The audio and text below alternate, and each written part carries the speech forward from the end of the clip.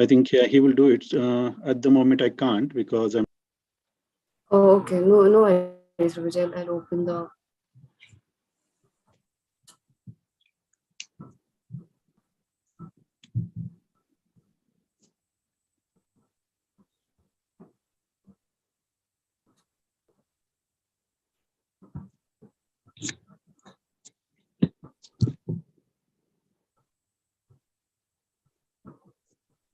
I think I got logged out somehow. Yeah, I will share the screen now. Okay. Can you see the screen?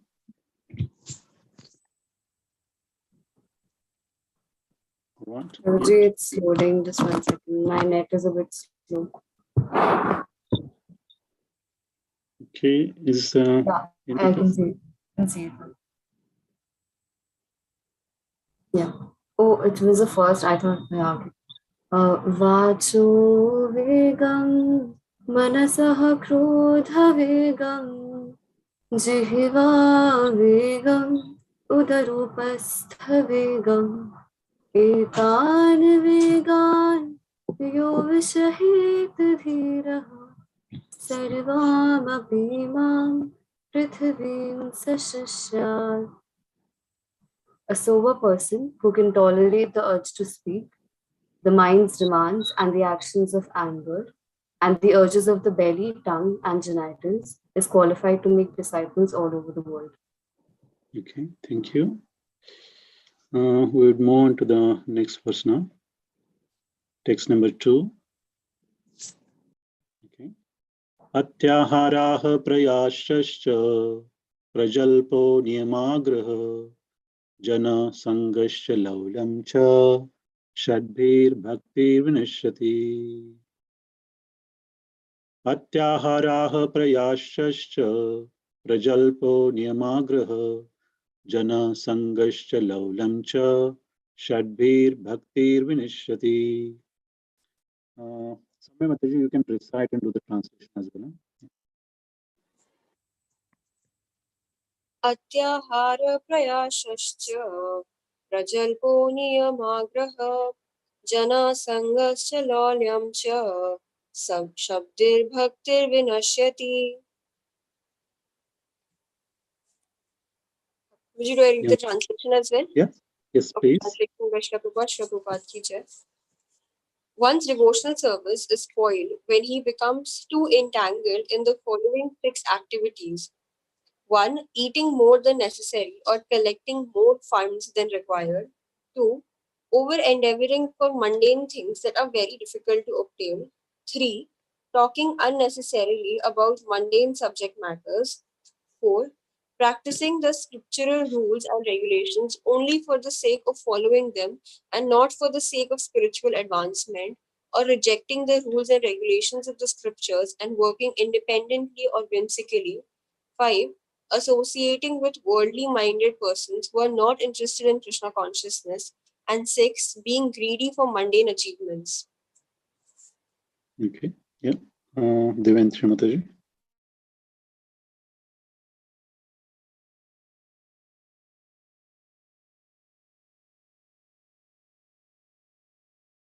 You are on mute, Mataji. I'm sorry. That's fine. Atyahara prayasascha prajalpo niyamagraha jana sangascha lolyam cha shadbhir bhaktir vinashyati. One's devotional service is spoiled when he becomes too entangled in the following 6 activities: eating more than necessary or collecting more funds than required, over-endeavoring for mundane things that are very difficult to obtain, talking unnecessarily about mundane subject matters, practicing the scriptural rules and regulations only for the sake of following them and not for the sake of spiritual advancement, or rejecting the rules and regulations of the scriptures and working independently or whimsically, associating with worldly minded persons who are not interested in Krishna consciousness, and being greedy for mundane achievements. Thank you, Devendra Mataji. So I think Ambrish Prabhu has raised the hand. Prabhuji, would you like to say something?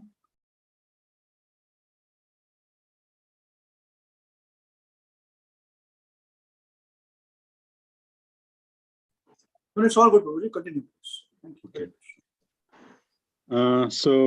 First of all, I would like to thank you, His Grace Amrish Prabhu, His Grace Purna Prajna Mataji, and His Grace Krishna Samarpan Krishna Prabhu for giving me the opportunity to speak on this verse. So last week we discussed, actually we already studied the introduction by Srila Prabhupada, where he described the actual position of a living entity in this material world, where he also speak about the concept of plain living and high thinking, and how actually everyone is actually under the control of the three modes and actually suffering the material miseries. And we actually also discussed the concept of atyahar, eating or collecting more than necessary. And I think we just started discussing the prayas. So we didn't have enough time to discuss this last week. So Prabhu will actually go through that paragraph again and then actually begin our discussion. So I think collecting and eating more than necessary also causes a prayas. That's where we stopped, isn't it? So who would like to be a volunteer to read today? Intermediate class. Devanshi Mataji or Soumya Mataji, one of you? Yes.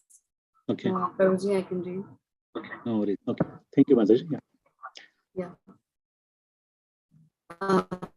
Collecting and eating more than necessary also is prayas or unnecessary endeavor.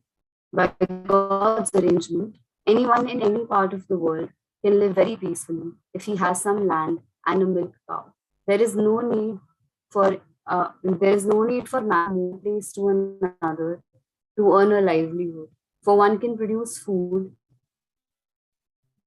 grains locally, and get milk from cows. That can solve all economic problems. Fortunately, man has been given higher intelligence for the cultivation of Krishna consciousness or the understanding of God, one's relationship with Him, and the ultimate goal of life, love of God.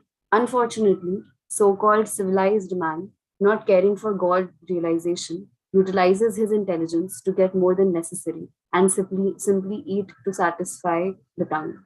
By God's arrangement, there is sufficient scope for the production of milk and grains for human beings all over the world. But instead of using his higher intelligence to cultivate God consciousness, so called intelligent men misuse their intelligence to produce many unnecessary and unwanted things. Thus, factories, slaughterhouses, brothels, not to collect too many goods, eat too much, or work unnecessarily to possess artificial way of life. Generally, people do not like to accept plain living and high thinking. That is their unfortunate position. Okay. Thank you, Mataji. So here, Srila Prabhupada is saying actually collecting and eating more than necessary also causes a prayas. So the collecting and eating more than necessary is atyahar. So atyahar leads to a prayas. And the meaning of prayas is actually over endeavoring or useless effort. So that is the meaning of prayas here. So I hope actually everybody have read this actually purport.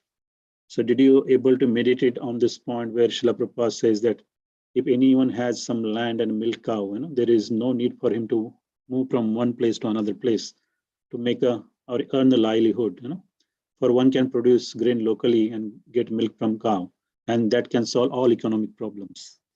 So I think we did have some discussion last week, but do you have any actually realization on this point? Did you have a chance to actually think over it?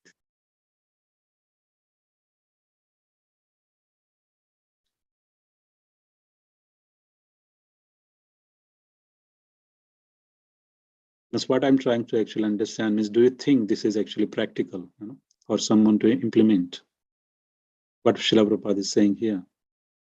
Or is that actually doesn't make sense? Actually, Srila Prabhupada is saying, so it must make sense.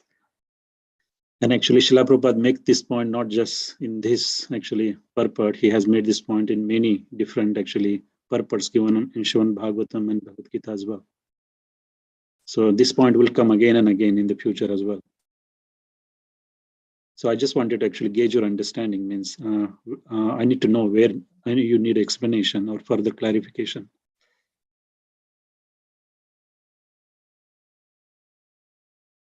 Soumya Mataji, what is your understanding? What do you think? Hare Krishna, Prabhuji. Prabhuji, I think Srila Prabhupada has written this, and it does make sense that actually, if a man, if he has land and if he has a cow, I mean, he can earn a livelihood, and we are seeing that people have a more than decent livelihood just by farming. But then this is also true that nowadays people are not very much interested in farming. Even if they have a land, they prefer to have a more corporate job or fancy jobs like in corporate world or doctors or engineers. So like they're not interested in having farming as a primary source of income. Like even if they have a land, it is more of like a side thing that is going on, and they are more interested in having the fancier jobs.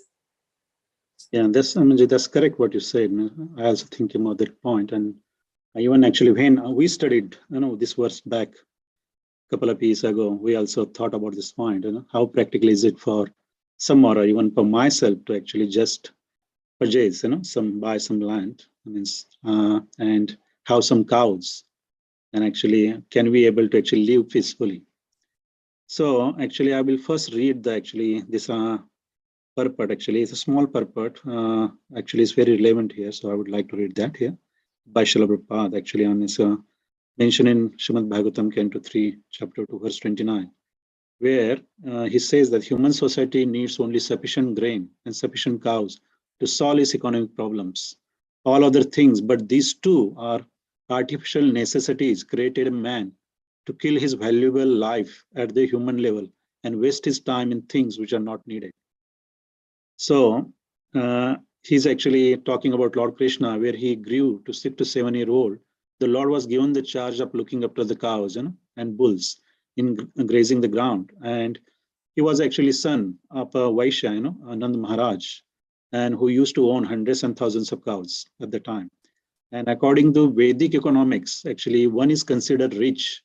How? By strength of actually how much grain he stores and how much cows he owns. So that's how actually the strength of a rich man is actually calculated in the Vedic economics in the olden days. And Srila Prabhupada says, with these two things, cow and grain, human society can solve all its eating problem. Human society need only sufficient grain and sufficient cows. All other things but these two, so cow and grains, are artificial necessities created by man to kill his valuable life at the human level and waste his time in things which are not needed. So Lord Krishna, as a teacher of human society, personally showed by his acts that a mercantile community or the Vaishyas should herd the cows and bulls and thus give protection to valuable animals. So here actually the example is shown by Lord Krishna himself. And as you know, even Lord Balram is also holding a plow to till the land. So cow is considered as mother because actually she provides the milk to all the human living entities. And actually the bull, which is a male cow, actually help to till the land, and he help human to earn their livelihood. So he also actually performed the role of father. So cow is actually father and mother to the actually humans, who actually take care of them. So actually in today's world, actually means especially in Western, even in India now, actually in a cow, actually they are killing cows. There are, as Srila Prabhupada mentioned in the purport, that there are many slaughterhouses are actually opened, just to satisfy the stomach, because people want to enjoy meat, and they do not even care about cows. Actually, they kill and they eat them. So basically, you're killing your mother and father. So the sin that you actually derive from killing them is you cannot actually compare it. So that is one of the problem. And Srila Prabhupada says that the second important point where he mentioned here is we can all solve all the economic problems by just actually tending some cows and having some land. Srila Prabhupada, another purport he mentioned, even one family can have 4 to 5 acres of land. That is more than sufficient to actually grow some grains and vegetables. And the milk from the cow, you can actually live peacefully. And he also mentions that from the woods, you can actually collect some dead wood and the branches, and you can actually construct the hut where you can live. So, but Srila Prabhupada also made this point that if we advise this to anyone in this Kali Yuga, they will think that we are going back to the primitive way of life, living in a jungle with the cow and land. So, Srila Prabhupada saying here, so without these two things, grain and cows, everything else is actually artificial necessities, created by us only, because we want to actually enjoy, this material world. So there is no need of all these artificial things. So, so today we need many things actually to survive. Even if we do not have a phone or internet, we cannot survive for a few days. Because I have seen this actually, if somebody loses a phone, even for myself, if I'm without internet for a couple of days, it's very hard, life become very hard, to actually communicate or get in touch with other people. But these are all, Srila Prabhupada says, artificial necessities, and we want to actually live in a flat or in a house, and we want to have television, and we want Bollywood, Hollywood, all these things. So these, all the actually needs are created by us only, So it is a mess created by us, and that's why we have to work very hard. So that's why we want to actually, we train ourselves, we get the material degrees, we want to work or do some job or some business, so we can earn some more money, so we satisfy all these needs. So if we keep our needs very limited, then we do not need to work very hard, like a donkey, where actually we are wasting very valuable time that can be actually used for the actually spiritual advancement.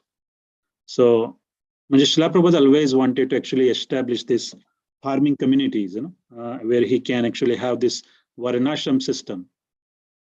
So you already heard about Varnashram system, and according to the Varnashram system, if people, live together and actually they cooperate with each other, having that barter system and all that. So actually that Varnashram system actually help everyone to actually progress or actually elevate their life, where they can actually progress on this path of spiritual realization very nicely. So that is actually whole concept of the Varnashram Dharma, actually having these farming communities. So the important point to realize this, that actually where Srila Prabhupada talk about actually plain living and high thinking. So plain living is what is, that is what exactly what Srila Prabhupada described here, keeping our actually material needs very limited, what is needed to keep your body and soul together. So you will have enough time to actually, study the scriptures, and meditate on these points and implement the structure scriptures in your daily life. So your life can become very simple. But it's not very practical for everyone. So that's why Srila Prabhupada also talk about this Yukta Vairagya concept. So it doesn't matter if you cannot able to actually implement this system. But even if you're actually doing any job or even doing any business, actually our center point should be still Krishna. Whatever we do, actually we should have a plan that somehow that should actually help us or help us progress to become a Krishna conscious. So this is where this actually prayas, the over endeavoring part comes in. So means when we studied this verse last time, what we learned, the prayas means actually useless effort or over endeavoring. So anything that we do, if is not helping us in your Krishna consciousness, if is not actually leading towards Krishna, then that is over endeavoring. So we should reduce this over endeavoring. So the best way that actually means, I actually gave the reference of Bhagavad Gita verse from chapter 9 last time, where that talks about this Yukta Vairagya. So anything that you do, anything you earn, any activities you do, you cook, you earn money. So use it in the service of the Krishna. Krishna actually says that in Bhagavad Gita. Actually, do it as an offering to me. So that way, actually, those things will get purified, because you are using that in the service of the Krishna, and then those things will be spiritualized. So you will not be actually further actually entangle yourself in this actually material things. So that way, that one way actually, but actually how seriously we do that actually up to us. Otherwise, sometime we think, oh, we are actually doing the Yukta Vairagya, we are actually earning everything, using everything in Krishna's service. But how much of our income is actually used in serving the Krishna? So that is actually something to actually think about. So this prayas, over-enduring part actually is very, very important. So because I have also experienced this, because everybody is actually goes to the university, they are actually studying, they are actually doing the jobs, and they want to actually progress in their job. But actually that should not become an impediment to our devotional service. Actually, so you should make a decision. When you will always find yourself at crossroad, where you have to make a decision. Even if you want to actually take a particular position, and sometimes actually people even move from one country to another country, just to actually increase their income or increase their standard of living. So I even used to think, actually initially I wanted to actually move to Australia because I know his life could be better there. But later I realized that actually by moving there, actually what I will lose, actually it's very hard to get actually devotee association like we have here. So now it has become internationalized, because we are having online programs. But before it was very limited to New Zealand only. So moving to the another country means actually losing association. So that is not actually will help me to actually progress further. Because you may move, but actually, what are the chances you will find the devotees or people who are very like-minded? How we are actually cooperating with each other, and we're learning from each other. So these things, it's very practical things what I'm talking about. So there will be many more, in your life. You will have to actually face and make a decision. So this point is very important at the time, that you should think, oh, is it something will help me in my devotional service if I go on this path? So over-endeavoring means actually anything that takes you away from Krishna is over-endeavoring. So there is a Srimad Bhagavatam verse in Canto 1, chapter 2, verse 8. I will actually share that. Can you see this? I change the screen. Okay. So Dharmaha sanu stitaha pumsa vivakshena kathashuyah not padayed yadi ratim shama eva hi kevalam. Translation, Srila Prabhupada ki jai. The occupational activities a man performs according to his own position are only so much useless labor if they do not provoke attraction for the message of personality of Godhead. So translation itself is very, very clear. So any activities or occupational activities means any jobs, any activities that you do for the living or for any other purpose, if that is not going to actually provoke attraction for the message of Godhead, then it is saying here it is a useless labor. So that is actually prayas. So it is not something, actually this point will come again and again, in many different actually in Srimad Bhagavatam verses. Actually similar point is mentioned as well. Even in the same purport, actually Srila Prabhupada is actually mentioning another verse that we're going to actually study. So that also have the similar meaning. So the point is that somehow actually we want to actually plan our life, or actually in such a way that all the activities that we do is actually help us progress further in devotional service. And that is not going to happen overnight. One has to actually think, all the activities that you do, and actually you find out a solution on how you can structure. So I'm still doing a lot of experimentation. We change things, and if you actually put the effort in, and Lord Krishna normally he reciprocates, sometimes he will make things happen in such a way that actually, you will be in the right path. So making an effort is in your hand, leave the results to the Krishna. So that is actually what I understood, by this prayas part. So even actually in philosophical, means even if you look at philosophical speculators or Mayavadis, so their concept, they actually accept Krishna as Brahmajyoti, means impersonal form. They do not accept Krishna as a person, and their aim is to actually attain the liberation, and they want to actually merge into the Brahmajyoti. So what this is called monism, it's a monist philosophy. So what they think actually by merging, they want to become one with the Krishna. So they think they are as good as Krishna. So that's where actually ego comes in.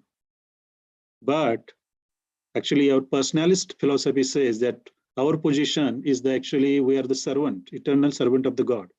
So our mood should be actually, we are the eternal servant and we're subordinate. So that is our actually inherent constitutional position. But the Mayavadis actually, they have to work very hard to get the liberation, and even by merging into Brahmajyoti, there is always a chance for them to again fall down. So all these efforts will go in vain. So this is useless effort again. So this is also called a prayas, or endeavoring. So it's very important that we have to make sure we are on the right path. Even for the karmis, actually karmakand process as well. So it's same thing, they actually want to enjoy these material things, and they want to satisfy their senses, though they have to work very hard. So last week we discussed, first class, where we actually I referred to Srila Prabhupada gave the explanation of this dharmasya hi apavargasya, so apavarga part, 5 miseries of material nature, where we talked about how a person in this material world work very hard like an ass, that actually foam comes out of his mouth. And even working hard like that, even if he earn whatever he earns, still he is always under fear that he will lose it. So chinta is always there, fear is always there. And by working so hard to satisfy his senses, at the end of his life, again, he is fearful of the death. So it's always a suffering, people who do not understand this point. So this is also a useless effort again, So you're not gaining anything spiritually, You are just continuously going into this perpetual cycle of birth and death, You're revolving up and down, and you're not progressing at all, and you're suffering all the time. So all the efforts that you put, there is no any, what I mean to say, there is no any permanent gain. You're not progress at all. Your suffering is not reducing. So this is also prayas. So, actually, the more you think about this concept, then you will understand that this is a very simple thing. What Srila Prabhupada is actually mentioning here is that actually we should reduce our necessities, that will actually take out the valuable time out of our life that could be actually used for the advancement on this actually spiritual path. So keeping the life simple, so plain living and high thinking, that's exactly what it means, actually reducing the unnecessary prayas, and that will actually help us. So Athyar is actually leading to this prayas, because we want to actually eat more than necessary, earn more than necessary, enjoy more than necessary. So that's why we have to work hard to actually get to there. But if you keep your necessities limited, then that will save a great deal of time that you can actually use for your spiritual progress. Okay, so we will actually continue now.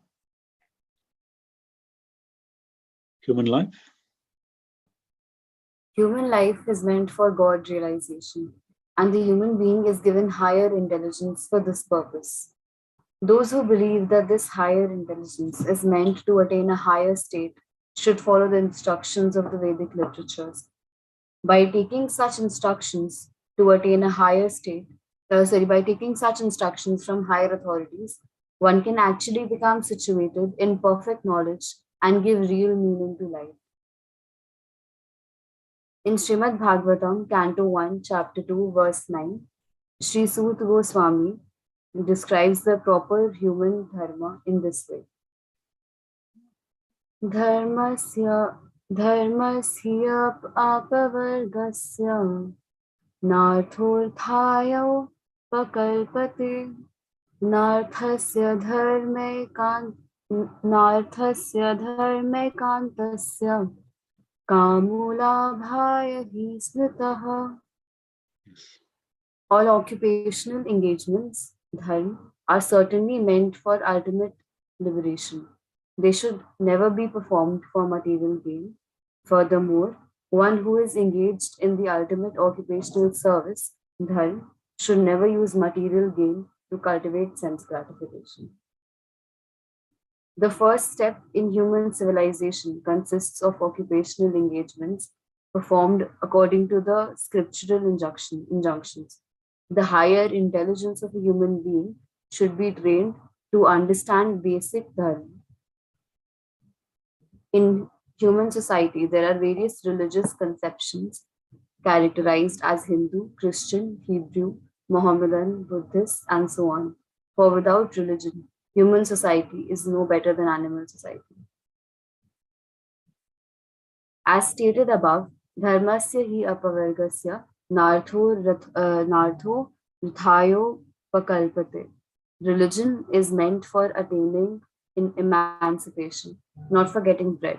Sometimes human society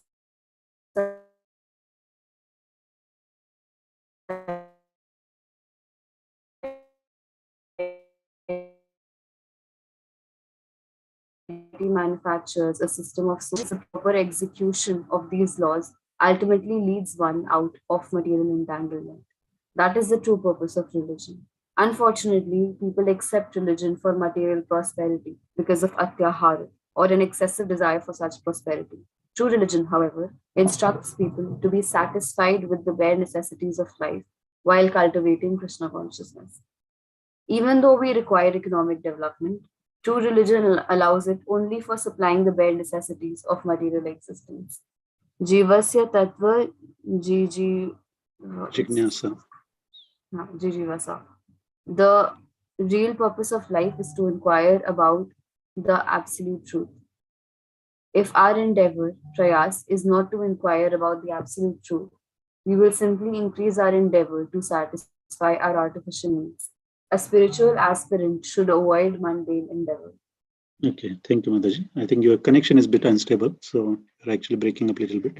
But actually, yeah, I hope everyone is read what we just actually gone through. So Srila Prabhupada is giving a reference of this Srimad Bhagavatam was Dharmasya hi apavargasya nartho arthayopakalpate narthasya dharmaya kantasya kamo labhaya hi smritaha. It's a very important verse in Srimad Bhagavatam. It's a very famous verse. Where actually is talking about all occupational engagement. So dharma is called occupational engagement here. And dharma is also defined as one that actually sustains one sustains one's subsistence, one can make a living. So that is one meaning out of it. But however, the Srila Prabhupada is talking about the real purpose of the actually religion of dharma, which he explained. And its ultimate, actually, all occupational engagements are certainly meant for ultimate liberation. So that is a real purpose. And they should never be performed for material gain. So Srila Prabhupada also talk about this point where he's saying that actually we are actually forming this actually religious conception like Hindu, Christian, Hebrew, Mohammedan, Buddhists, and so on. And this so-called actually system of religion is actually aimed at material advancement. But Srila Prabhupada said that is far from the purpose of true dharma. Religion entails understanding the laws of God, because proper execution of these laws ultimately lead one out of material entanglement. That is the true purpose of religion. So actually, to get out of this material entanglement and attain the liberation, or what it called here emancipation, is the true purpose of religion. But as we see, most of the time, actually people actually accept religion or go to God when they want some material things from God. Krishna also talk about this point. Means you must have heard this. That actually four types of people come to Krishna. So one who wants the money, one who wants the knowledge, one who is distressed, and one who want to actually understand Krishna, who's looking for true knowledge as well. So most of the time when we are in distress, or if you need the money or material things, people go and pray to the God. Even in the churches, people go and ask for bread. Prabhupada is talking on this point as well. But that is not the real purpose of religion. So Srila Prabhupada says that actually God has made all the arrangements for all the living entities for their survival in this material world. So we should not actually go and ask God for the bread. He's making arrangement for all the bird and beasts, all the animals. They're actually having the food what they need for their survival, according to their needs, not according to what they want. So that is not a real purpose of the religion. But when you actually start on this bhakti yoga path, initially, so most of the actually devotees experience this, that actually they normally get a material opulence. So Krishna is very merciful, because depending on what devotee desires, he fulfill their wish, desires. So material opulence normally is very easily obtained when actually initially when they start chanting, following all the rules and regulations. But this verse is saying that actually that material gain should not be actually used to cultivate the sense gratification. So even if you get opulence or more money or whatever, any material possessions, you should not use it to satisfy your own senses. That should be used in the service of the God. God has given that to you. So use that in your service. So that is the actually real use of that opulence. Otherwise, you are going to get further entangled. And some devotees actually, they get stuck at this point, and they become satisfied with just having that opulence, and they do not progress further. So it becomes an impediment, progress. So that's why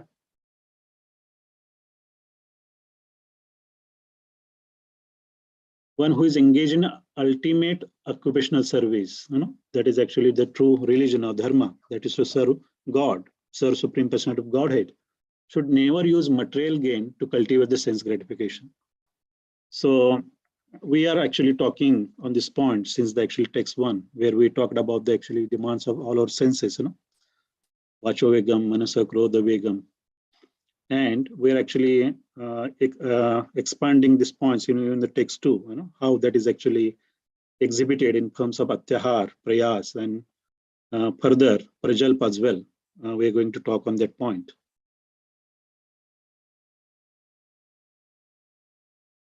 So do you have any question on this actually, the point that we discussed on this verse, before we go ahead?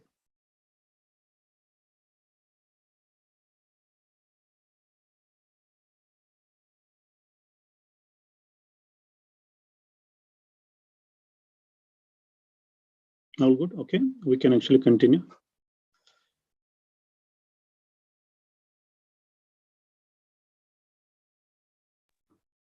Prabhuji, Prabhuji, should I continue Yeah. reading because my voice is breaking? Okay. I think. 1 minute. So another point, actually, I would like to actually just focus on this, where Srila Prabhupada says that even though we require economic development, so everybody needs an economic development, to make their living. True religion allows it only for supplying the bare necessities of material existence. Jivasya tattva jignasa. The real purpose of life is to inquire about absolute truth. If our endeavor, prayas, is not to inquire about absolute truth, we will simply increase our endeavor to satisfy our artificial needs. So we discussed this point, but the main point Srila Prabhupada is making here is actually the economic development. The true religion allow it only for supplying bare necessities of life. So what that means is actually bare necessities of life. So just to keep our body and soul together. So that's again actually coming back to the same concept of actually simple and plain living. What is necessary to maintain your body, because maintenance of body is also very important. Actually, if you want to progress in devotional service, because the body is your vehicle through which you can actually do the actually devotional services. So your health is very important. So as we discussed last week, that one should eat, properly, sleep properly, what is required only. It should not be overdone. Oversleeping, overeating will actually lead to bad health, and that will become an impediment again. So whatever is necessary, we should only do that, and actually then that's how we control our senses. So in the first verse, actually, where Sanjay Prabhu actually explained very nicely that actually the urge of the tongue and belly, so where actually means you discuss on how to control the urges, so that's conditional. But if you actually control the atyahar and prayas, so if you control that, those urges are actually automatically regulated. So getting these things right, actually not eating more than necessary, or not actually earning, unnecessary. Actually, if you can earn a lot of money, but you should engage that in Krishna service, But if that is actually making you, gratify your senses, or you are actually just very busy doing just the work and earning money and no time for chanting and doing the devotional service, then again it become an impediment. So, so once you have your atyahar and prayas in control, even the prajal, what we're going to discuss, that will automatically check all these things, the urges of all your senses. So now we will also actually, when we study the Sri Ishopanishad, this point will be very well clarified by Srila Prabhupada in one of the mantras, where actually it talks about the quota, God has given the quota to all the living entities, for their actually subsistence or for their living, So as long as we mind our quota and we do not encroach on any other's quota, as long as we do not grab, somebody else's wealth, so we can live peacefully, and we can actually keep doing these devotional things, many years without any difficulty. So actually recognize one's quota and to be satisfied with what we have. His Holiness Mahavishnu Goswami Maharaj, he also has this very wonderful mellow where he's saying that actually we should teach people to be satisfied with what they have.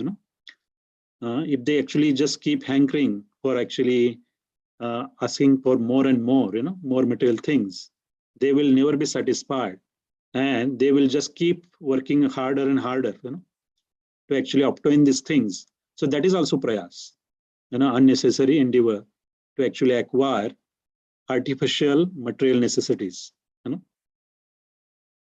So these things, actually, they are very actually day-to-day things, but that will have a big impact on your devotional service. And that's why even Srila Bhaktivinoda Thakur also talk on this point, that Actually, these 6 things explained in this verse, they are very, very important for one who want to actually progress himself to the level of pure devotion. If he didn't get this right, it will be very hard to actually get to that level. So the verses that you're studying, the actually text 1, text 2, and the verses, the next verses as well that we're going to study are very, very important, to progress on this path, because these are the actually do's and don'ts of Krishna consciousness. Okay. All right. I think we got only a couple of, okay, we'll just read one paragraph and I think we'll stop for today.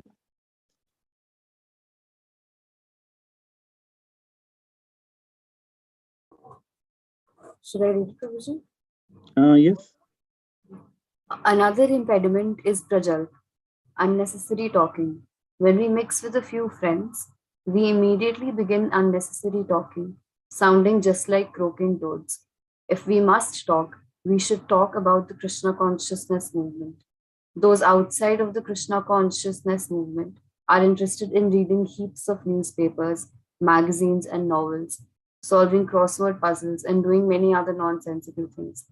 In this fashion, people simply waste their valuable time and energy.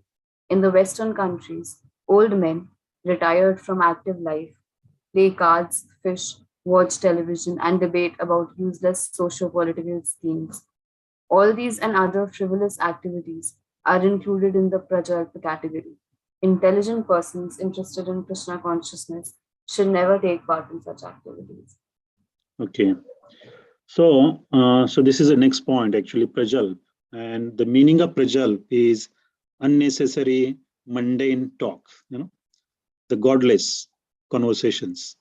So when 2 persons come together, they always talk, and most of the time they are talking materialistic things, that will not actually help in any way in your spiritual progress. So that is what is called Prajal.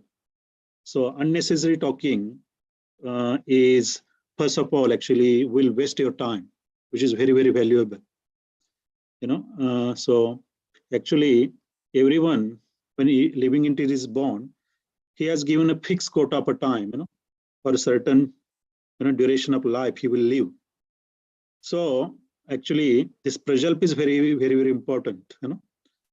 Actually during our lifespan, actually how much time we spend sleeping, half of the time is gone. Srila Rupa Goswami talk about this in Srimad Bhagavatam as well. That then how much time we just spend taking shower, toilet and all that. The time is wasted.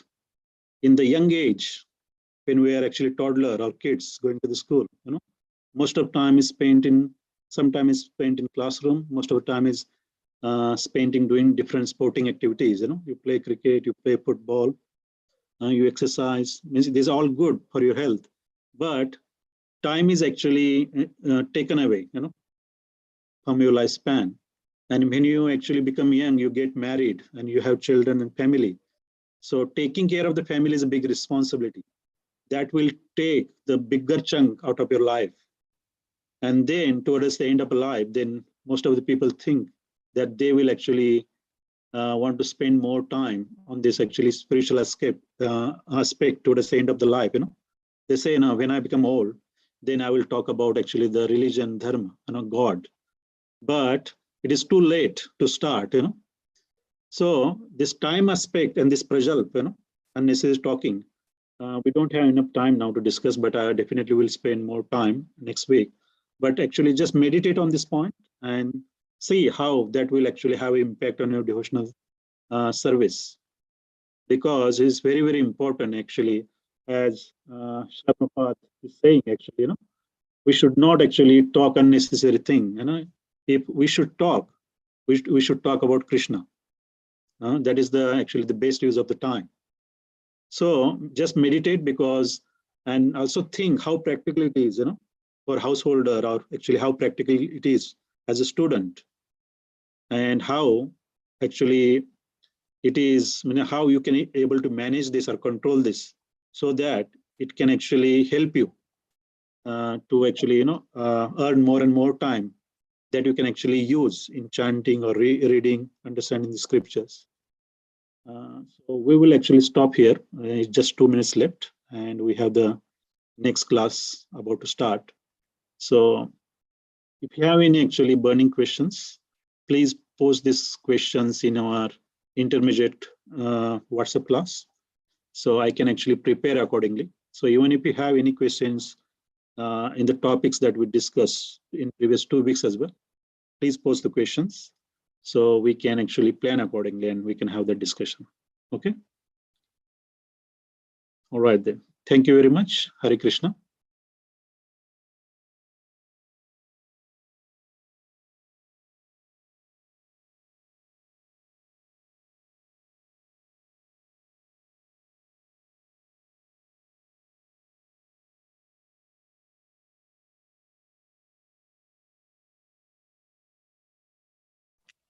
Hare Krishna. Srila Prabhu, thank you very much for your very nice class, Prabhuji. Sorry, my father's just having a bit of a technical issue at the moment, but we will continue with our program. We have a very, very, very special guest with us today, His Grace Buddhimanta Prabhu. Hare Krishna, Buddhimanta Prabhu, thank you very much for joining us. Buddhimanta Prabhu, as a lot of you know, and some of you may not know who are new to the program, is a very senior devotee in the New Zealand congregation who's spent many years, in fact, longer than I've been born. He spent so many years propagating Srila Prabhupada's message very sincerely and being an inspiration for us all. He has his own wonderful community at Northland, which he's been cultivating for a very long time. And, we all share a very special relationship with him. And as I mentioned, very inspirational, and we have a lot to learn from him and his realizations. So thank you very much. Yeah, and hopefully my father will sort out his issues soon, but I humbly request that you continue with the class. Hare Krishna. Thank you. Thank you very much, Krishna Prabhu. I feel very honored to be here, actually. When Ambarish Prabhu asked me to give class, I thought, why is he asking me? Because he, there's so many very learned scholars amongst your group, and so many people, and I know Ambarish's mood is very much studying Bhagavad Gita, studying Srimad Bhagavatam, and sharing realizations, and what he's been doing with this group and these classes is really inspirational. So I thought, why is he asking me when I am not really that qualified? But then I thought, well, actually, I'll accept the invitation as an opportunity for me to actually to study more and to prepare, and also as a service to try and to have the association of the devotees here. So forgive me. I'm not a scholar. I'm not a pundit. I don't know a lot of things, but I'll share. I've enjoyed the day anyway, because I spent the day preparing and meditating, or I spent the week actually meditating on this concept of finding strength. The topic that I've been given is finding strength from Bhagavad Gita. So do you usually have sing bhajan or not before, or no? Yes, if I ever sing a bhajan, that'd be great. Okay. You don't have to if you don't want to. Okay, yeah. I've got quite a lot to cover, so maybe I'll just offer my obeisance to Srila Prabhupada. Namo Vishnu Padaya Bhutale Srimadi Bhakti Vedanta Swaminiti Namane Namaste Sarasvati Devi Gauravani Pacharani Nirshesha Sunyavadi Paskajadi Shatarana Omagyantam Arandasya Gyananjana Shilakaya Chakshu Amalitam Jena Tasma Shri Guru Bhai Namaha. So I'll just briefly explain, or say the after thinking about this question about finding strength from Bhagavad Gita, I came up with some thoughts that actually, why do we need strength is the first thing. What is actually our goal? When we have a goal, a particular purpose, then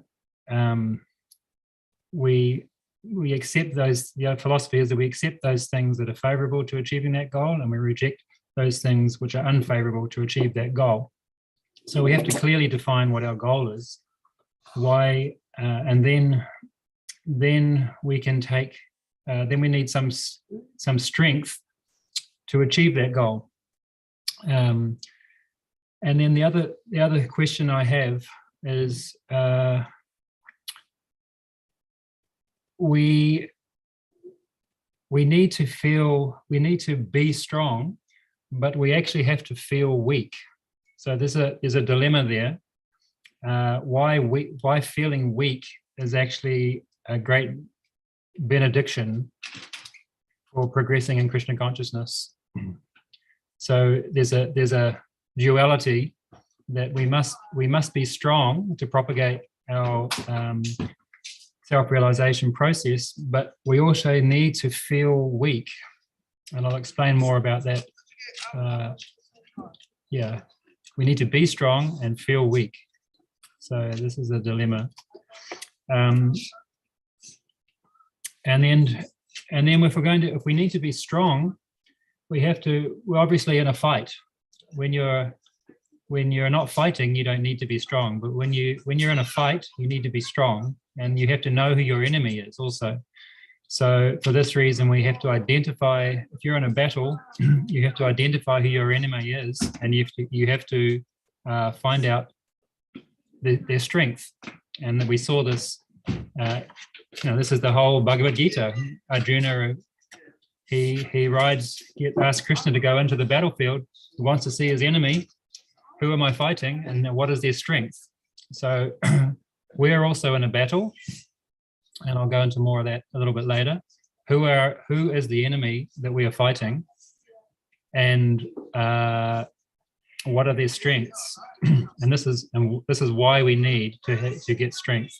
And so then I'll talk a little bit about what form the strength comes in, and then I'll talk a little bit about what qualities Bhagavad Gita has to give us that strength. So that's an overview of what I'd like to talk about.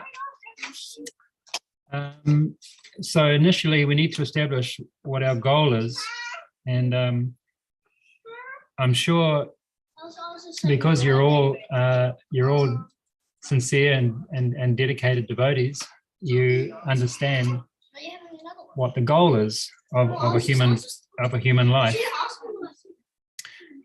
So anybody want to offer some idea of what our goal is?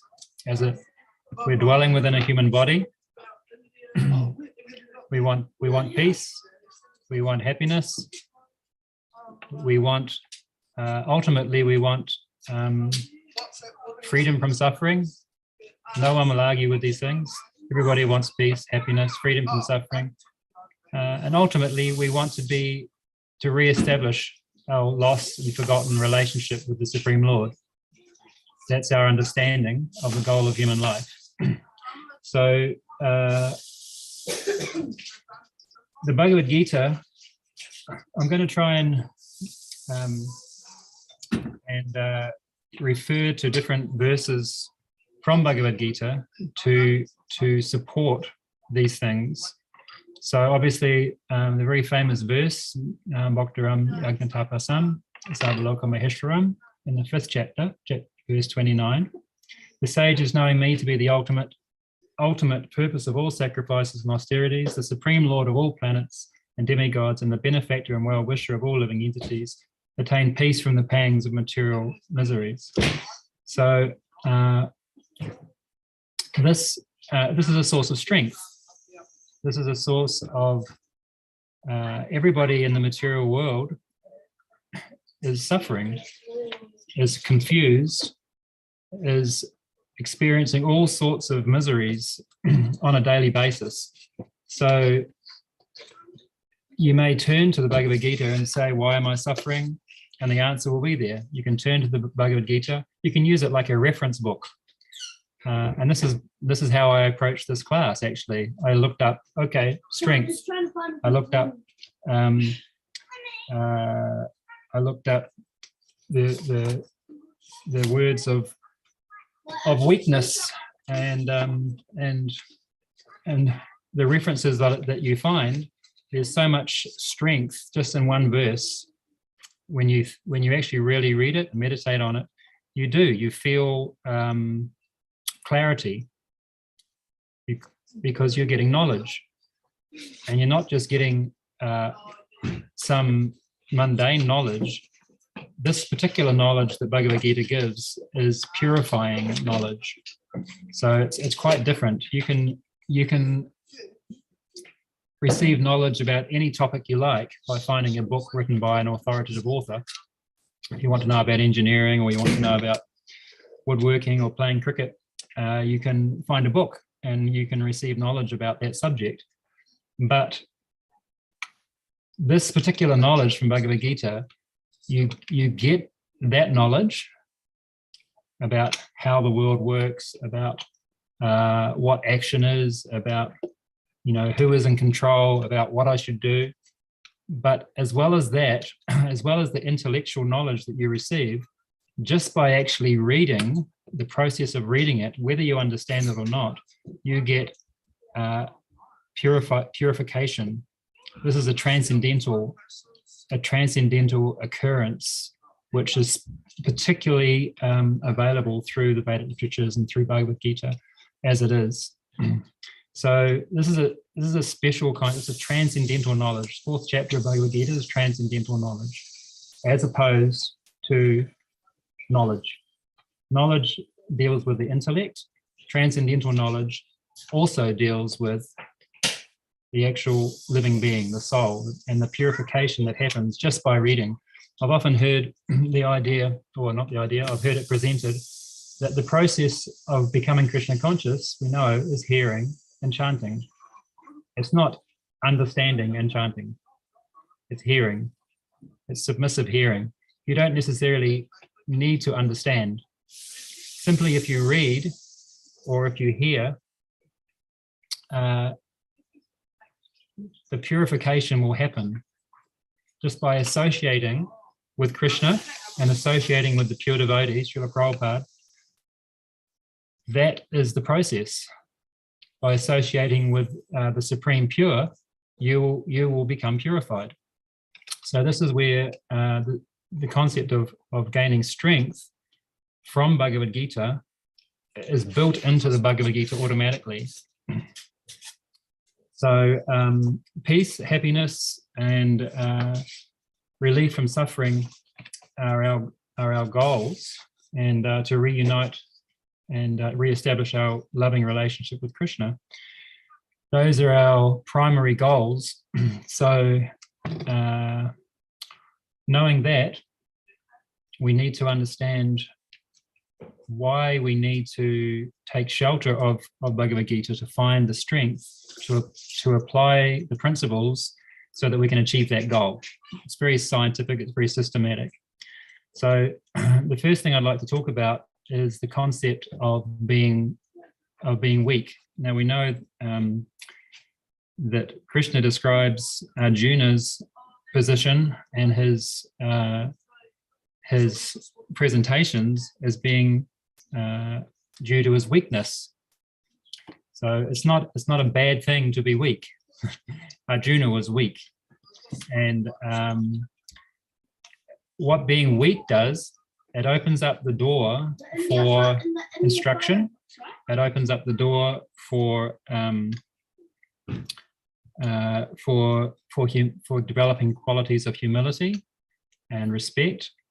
When someone is very strong, whether it's materially or spiritually or financially or whatever way you think, then that opens up the door for pride and for the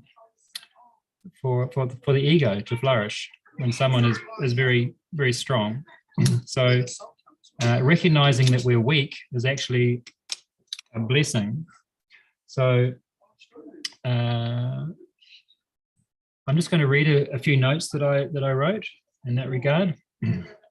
So why is accepting our weakness a good thing in spiritual life? In material life, we advocate and hype out our strengths and hide our weaknesses. So in business or in school, we want to be successful. We want to be seen to be successful. We want to be together. We want to be strong. And whatever weaknesses we have, we don't advertise them.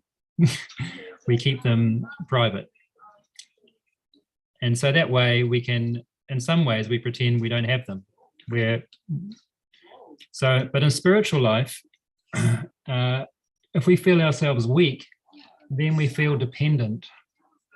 I can't do this. I need help. Krishna, help me. So it immediately, and then Queen Kunti prays, let these calamities come upon me again and again, so that I can always remember you. So if we're not having calamities, if we're strong and we're together and everything is fine, then our tendency is that we think we're the controllers due to my endeavors, due to my intelligence, due to my superior knowledge, due to my wisdom, then I'm successful. And we think that, and we don't remember Krishna. So it's actually a great blessing to be, and this is, it's a great blessing in many ways to feel insignificant and inadequate, and so then we can be dependent, and then we can actually cry for Krishna, which is what we need to do. So according to our weakness, acknowledging our weakness, it becomes a catalyst to make us spiritually strong. As we gain in spiritual strength, we understand to an ever-increasing degree how we are completely dependent on Krishna for everything. So this is the philosophy of Bhagavad Gita, that actually Krishna is the supreme controller, the supreme doer, the ultimate refuge, and the maintainer of everything. Haribol. And so while we're strong, then we don't see the need for Krishna. But if we acknowledge that we're weak, then we can depend more fully on Krishna. And that is the proper consciousness that we should have, to understand that Krishna is the provider. Not a blade of grass moves without his will. We are not the doers. These are all messages from Bhagavad Gita that we have to actually apply in our lives. It's not that we just read them. This is the realization I had. You can read a book about cricket, and you can read many books about cricket, but that doesn't mean that you know how to play cricket. You have to actually get out on the field and play, and then that's when you really learn. So you can read Bhagavad Gita every day, and if you read one chapter a day, then over a course of a year, you'll read Bhagavad Gita 20 times. So that's a good goal. You can take a vow and for Purushottam month to read one chapter of Bhagavad Gita a day, and then over 1 year, you've read Bhagavad Gita 20 times. But the realizations will come when you apply the teachings, not just book knowledge. You'll get some purification just from associating with Bhagavad Gita and with Krishna and with Prabhupada. There'll be realization there, but it's when you apply the realizations that the real deep understandings come. For example, we read that that Krishna is the proprietor of everything. Everything belongs to him. Nothing belongs to us. So we have to actually apply that understanding, that instruction, in our consciousness. So we offer our food, but do we offer everything else?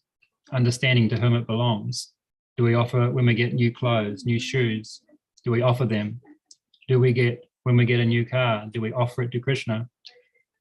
This is the understanding. Everything belongs to Krishna, so that, and that's how we develop Krishna consciousness, being aware of Krishna at all times.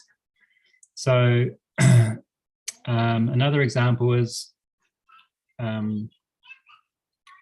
Krishna says that we're not entitled. He says it, I think, I counted it up one time. I think it was either 14 or 16 times in different ways. He says in Bhagavad Gita that we're not entitled to the fruits of our work. I'm sure you know many slokas that that support that, where Krishna says that because I am the proprietor of everything, everything belongs to me. Then you are not entitled to the fruits of your work. So if we actually apply that, what does that mean? What's the fruits of our work? Some of us will have jobs. If you have a job, put your hand up. Okay, so you get. What is the fruit of your work? Your fruit of your work is your paycheck. That's your fruit. If there was no paycheck, would you go to work? No. So the fruit of your work is your paycheck. You're not entitled to that, according to Krishna. It's not yours. So if we apply the philosophy, really apply it, we understand, okay, what our mentality is we get our paycheck and we go, this is mine, and I'll give something to Krishna. But the actual understanding is, this is Krishna's, and he's giving something to me, for my maintenance. It's a different understanding. So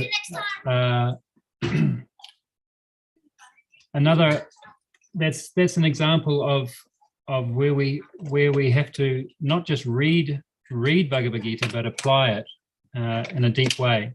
So it's all about consciousness. It's all about approach.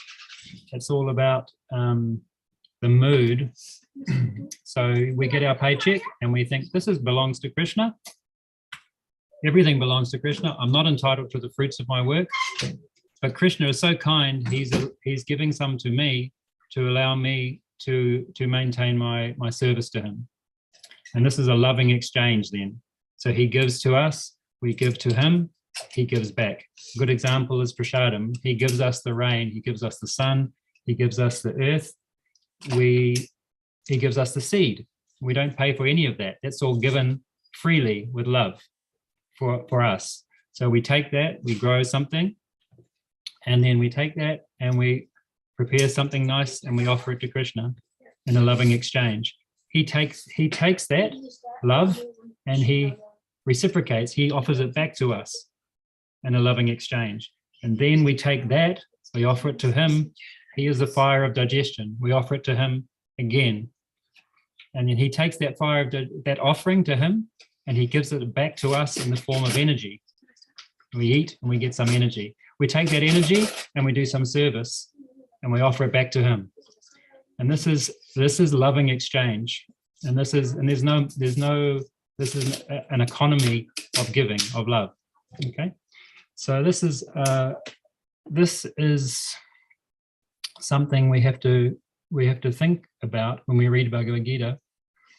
Not just reading, not just studying even, but applying in a deep way. So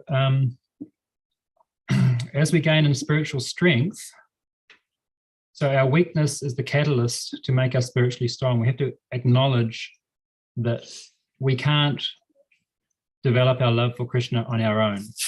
We need help. We're dependent. We're dependent upon the Vaishnava devotees. We're dependent upon spiritual master. We're dependent upon Lord Chaitanya, Krishna. We're dependent upon so many things. We can't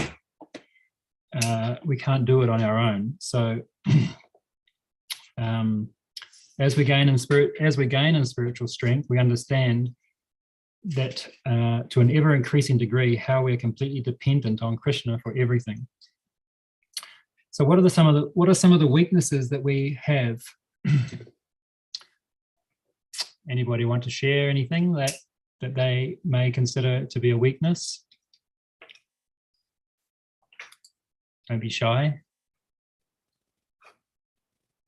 The unsteadiness of the mind. Yes. The mind is considered an enemy, a friend or an enemy, but the mind is a weakness which causes us to become distracted, bewildered, and put our time and energy into things that aren't progressive towards our Krishna consciousness. Yeah, so the mind is a weakness. Yeah. Anybody else? Okay, I'll read you what I've written. I said some of the weaknesses we have are an attraction to sense enjoyment, or more simply, not seeing Krishna as the enjoyer of everything at all times. So we have an attraction to enjoy. We're not seeing that Krishna is the enjoyer. He says in Bhagavad Gita, he is the enjoyer. And we read that. Now we have to apply that. Krishna is the enjoyer. We're not the enjoyer. So we have an attraction to sense enjoyment, or more simply said, we don't always see that, we don't always acknowledge and apply the fact that Krishna is the only enjoyer. Number two, our reluctance to fully surrender to Krishna, even after understanding so many instructions on this matter. We may have an attachment to some fame or position or prestige. We may have a propensity to fault find or criticize. We have a propensity to think that we are in control or that we are the doers. We may have an attachment to money or to women. We may have an uncontrolled mind that presents so many allurements and distractions. We may have an attachment to knowledge for the sake of it. And I've got etc., etc., etc. The list could go on and on and on of so many weaknesses that we have that stop us from fully engaging in Krishna consciousness. So we have to acknowledge our weaknesses and our shortcomings. And if we do not acknowledge them, then we may externally practice Krishna consciousness by chanting and reading and doing service, but we run the risk of simply becoming proud or puffed up, and we'll not be able to fully taste Nam Ruchi. We'll not be able to fully taste the nectar of the holy name. This goes hand in hand with the instructions from Chaitanya Mahaprabhu of Trinada Pisa Nichena Sauro Pisa Hishnana, being humbler than a blade of grass, more tolerant than a tree, and ready to offer all respects to others. Acknowledging our weaknesses and developing a mood of dependency on Krishna goes hand in hand with that verse. Recognizing our fallen natures, not beating ourselves up, but just acknowledging it. Yes, I have material desires. I'm not always thinking of Krishna. I'm not always acknowledging that he's the enjoyer. I'm not always thinking that he's in control of everything. Sometimes I think I am. Acknowledging these things opens up the doors for developing humility, developing tolerance and respect for all. And spiritual life, by recognizing our vulnerability, our weakness, and our total dependency on the mercy of Guru and Gauranga, we attract the mercy of the Lord and his devotees and are qualified for making progress in spiritual life. This acknowledgement of our weakness gives rise to humility, tolerance, and respect to others, and the feeling of needing to cry for the Lord and his mercy. How do we know this to be a fact? I'm saying these things, but we need to support these things with Guru, Sadhu, and Sastra. So how do we know that? By developing a mood of acknowledging our weaknesses and depending on Krishna, that humility, tolerance, and respect will develop. Because the scriptures advise this. We can take, for example, Bhagavad Gita 1866, Sarvadhamam Parityajya Mamikam Saranam Vraja. So as you surrendering to Krishna, he will protect you, do not fear. Abandon everything. When he says abandon all varieties of religion, he's not talking about Christianity, Muslim, Hindu. He's talking, when he says varieties of religion in this sense is meaning what your values are, what your way of life is, what your culture is, what your what your way of thinking is. Give it all up and surrender to Krishna. Don't worry. I'll look after you. Don't worry. Just give up everything and just give it all to me. Don't worry. So this is this is his instruction. We read it. Now we have to do it.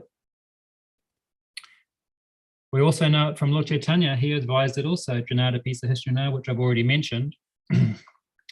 And the previous acharyas advise it in their writings and all their songs.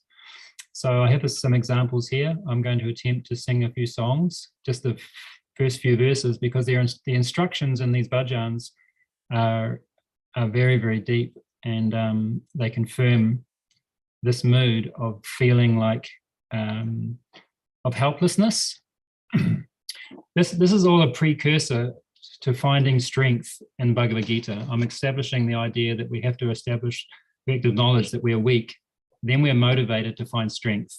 If we don't understand that we're weak and we're fallen, then there's no incentive to take shelter to find strength. So this Kapihabe Bolo Se Dina Aparada Gucci Suranamaruchi Kripa Bale Habe Hode Sancha. I'll just sing the first verse. The translation: when, oh when will that day be mine? When will you give me your blessings? This is the mood of Bhaktivinoda Thakur. He's considering himself very fallen and needing shelter. When, oh when will that day be mine? When will you give me your blessings? Erase all my offenses and give my heart a taste for chanting the holy name in purity. When will I taste the essence of the holy name, feeling myself to be lower than the grass, my heart filled with tolerance? When will I give respect to all others and be free from desire for respect from them? When will I cry out that I have no longer any desire for wealth and followers, poetry and beautiful women, all of which are meant just for bodily pleasure? O Gaura Hari, give me causeless devotional service to your lotus feet, birth after birth. When will my body be covered with goosebumps and my voice broken with emotion as I pronounce Krishna's name? When will my body change color and my eyes flow with endless tears as I chant? When will I give up the thought of the world and society to run like a madman along the banks of the Ganges and Navadvip, singing and dancing and sincerely calling out the names of Gaura and Nityananda? When will Nityananda Prabhu be merciful to me and deliver me from the enchantment of the sense objects? When will he give me the shade of the lotus feet and the right to enter the marketplace of the holy name? When will I buy, borrow, or steal the ecstasies of the holy name? When will I lose myself in the intoxication of the holy name? When will I immerse myself in the nectar of the holy name after grasping the feet of a saint who constantly relishes the flavors of devotion? When will I feel compassion for all living beings? When will I forget my own pleasure and genuine humility? And when will I, Bhaktivinoda, meekly go from door to door, preaching your message of love? So that's a very beautiful song that really exemplifies the mood of a Vaishnav who is crying for Krishna. And this is the point we need to get to. And there is verses that describe that if we're chanting the holy name and we're not crying, then our heart is hard, like concrete. So we need to feel. You can't be artificial. You have to actually feel like that. And so Bhaktivinoda Thakur is describing these things. And he wrote another song also, which I'm sure you all know, where he describes his fallen position and his need for mercy. This song is called Gopinath. Gopinath, Mama Nevedana Suno, Visayadu Jana Sada Kamarata Kuchunahi Moraguna.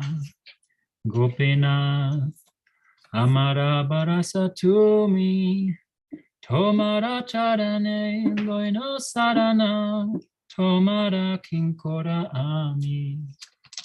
O Gopinath, Lord of the Gopis, please hear my request.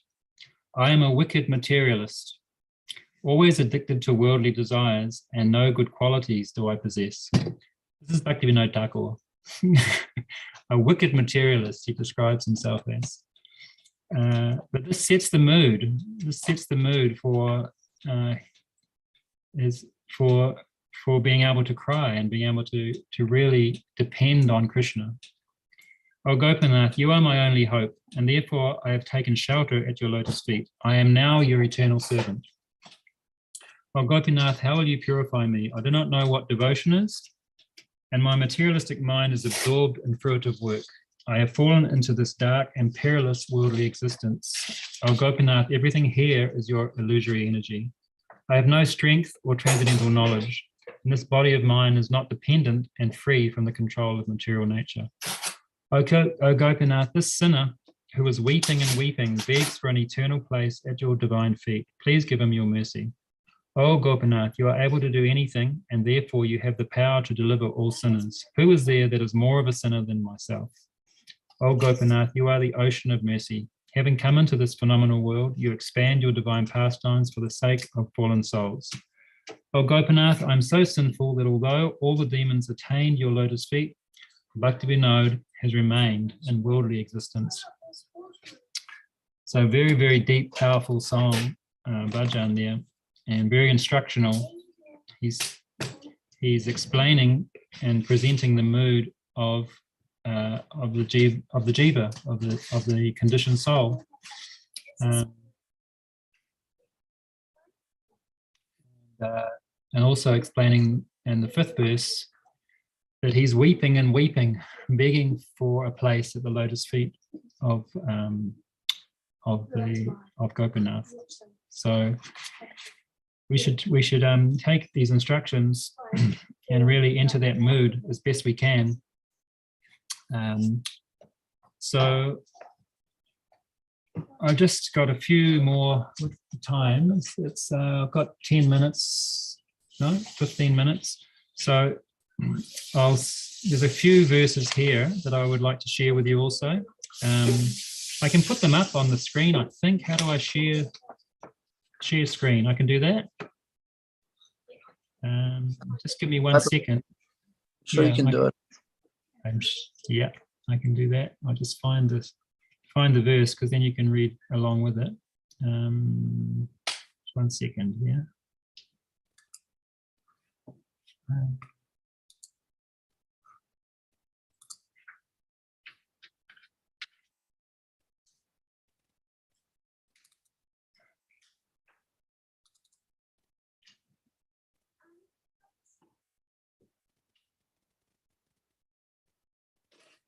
So sorry.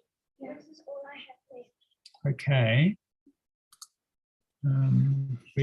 I've lost you. Here we are. Here's the Zoom thing on.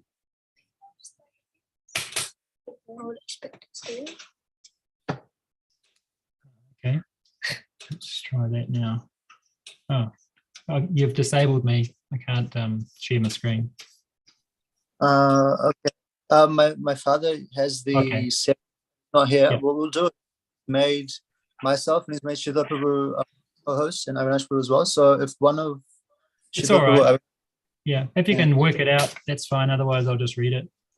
if you want, what they can do is that you can give them the verse number and they can put it on their screen, so they'll have the ability to, if you want. Yes, bro. What is the verse number? Or yeah, if you give it a detail. We've got Bhagavad Gita 2.3. These are all verses related to weakness. 2.3, 2.7.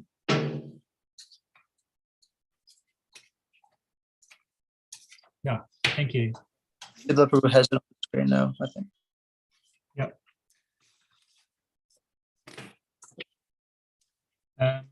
So this verse here, O son of Prita, do not yield to this degrading impotence. It does not become you. Give up such petty weakness of the heart and arise, O chastiser of the enemy. Param tapa, chastiser of the enemies.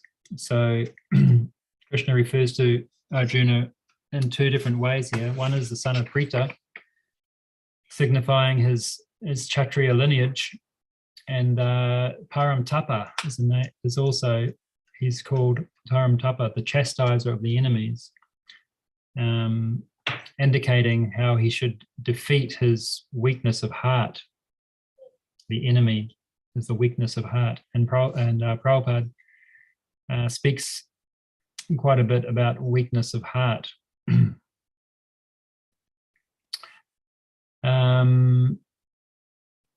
Yes, so this is, it's not, you're in good company to acknowledge you have weakness. Arjuna also has weakness due to Maya.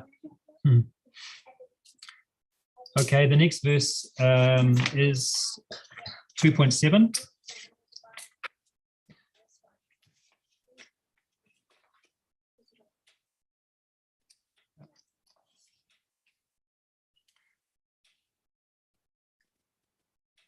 Now I'm confused about my duty and have lost all composure because of miserly weakness.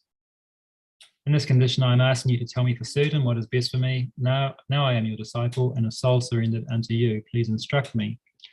So as far as finding strength from the Bhagavad Gita, if we put ourselves in the position of Arjuna and understand that we are confused, that we have weakness, that we have these material desires, then Arjuna has acknowledged this in the first part of the verse. He's saying, I'm confused. He doesn't know what to do, and he's bewildered, and he's acknowledged that it's because of his weakness. So we can do the same, and then in that condition, we ask Krishna, you tell me what is best for me.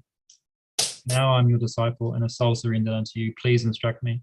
So that mood is what was the mood we should also have. Actually, look, there's a little bit of the purport that I'd like to read. Just the first paragraph, if you could go up a little bit. Yeah. So the first paragraph here, by nature's own way, the complete system of material activities is a source of perplexity for everyone.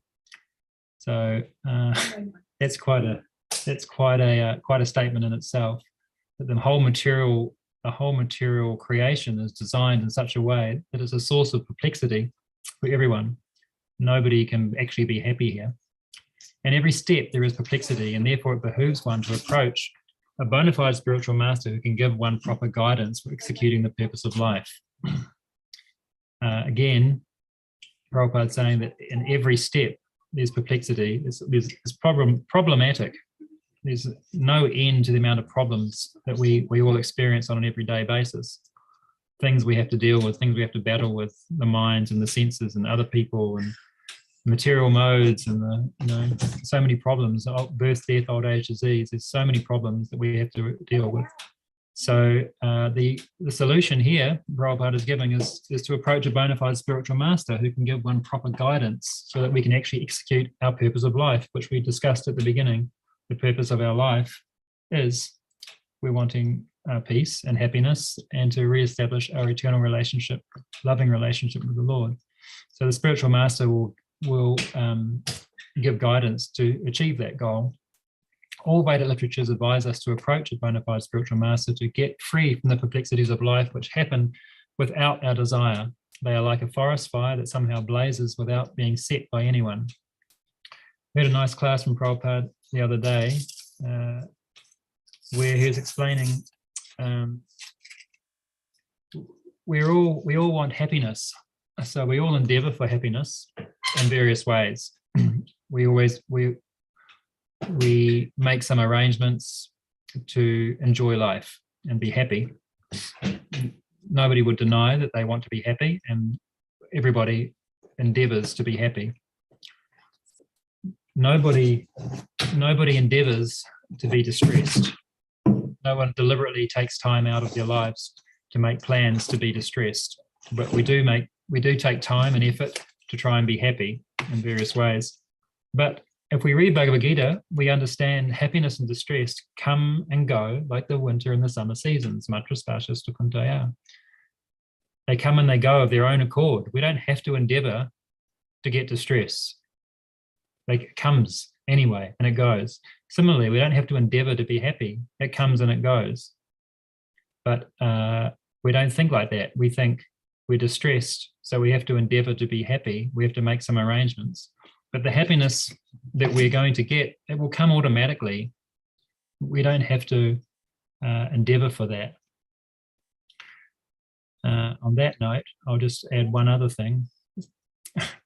This is an argument I had with, not an argument, a presentation I had with someone I knew who was considering suicide, actually. And I pointed out to them, I said, well, that's something that you don't have to worry about, because you're going to die anyway. There's no, that's an endeavor you have to make, which you don't have to make. It's already taken care of. That aspect of life, of dying, it's already taken care of. You don't have to do anything. If you just wait long enough, it'll happen. So in the same way, happiness and distress comes and goes. Actually, I can't remember. Yeah. Anyway, I went. So can we go down to that purport a little bit, please? Thank you. So they're like the forest fire that somehow blazes without being set by anyone. Similarly, the world situation is such that perplexities of life automatically appear without our wanting such confusion. Nobody wants fire, and yet it takes place, and we all become perplexed. The Vedic wisdom therefore advises that in order to solve the perplexities of life and to understand the science of the solution, one must approach a spiritual master who is in the disciplic succession. A person with a bona fide spiritual master is supposed to know everything. One should not therefore remain in material perplexities, but should approach a spiritual master. This is the purport of this verse. Thank you. So yeah, that's this is an example again of how being and acknowledging your weakness becomes a source of spiritual strength. Arjuna acknowledged his weakness and his confusion, and that became the source, the catalyst for the instruction, and it became the catalyst for the purification, and became a catalyst for the knowledge and the ultimate liberation that occurred. But it started with acknowledging his weakness and his and confusion. So I have one other purport of Bhagavad Gita 15:20.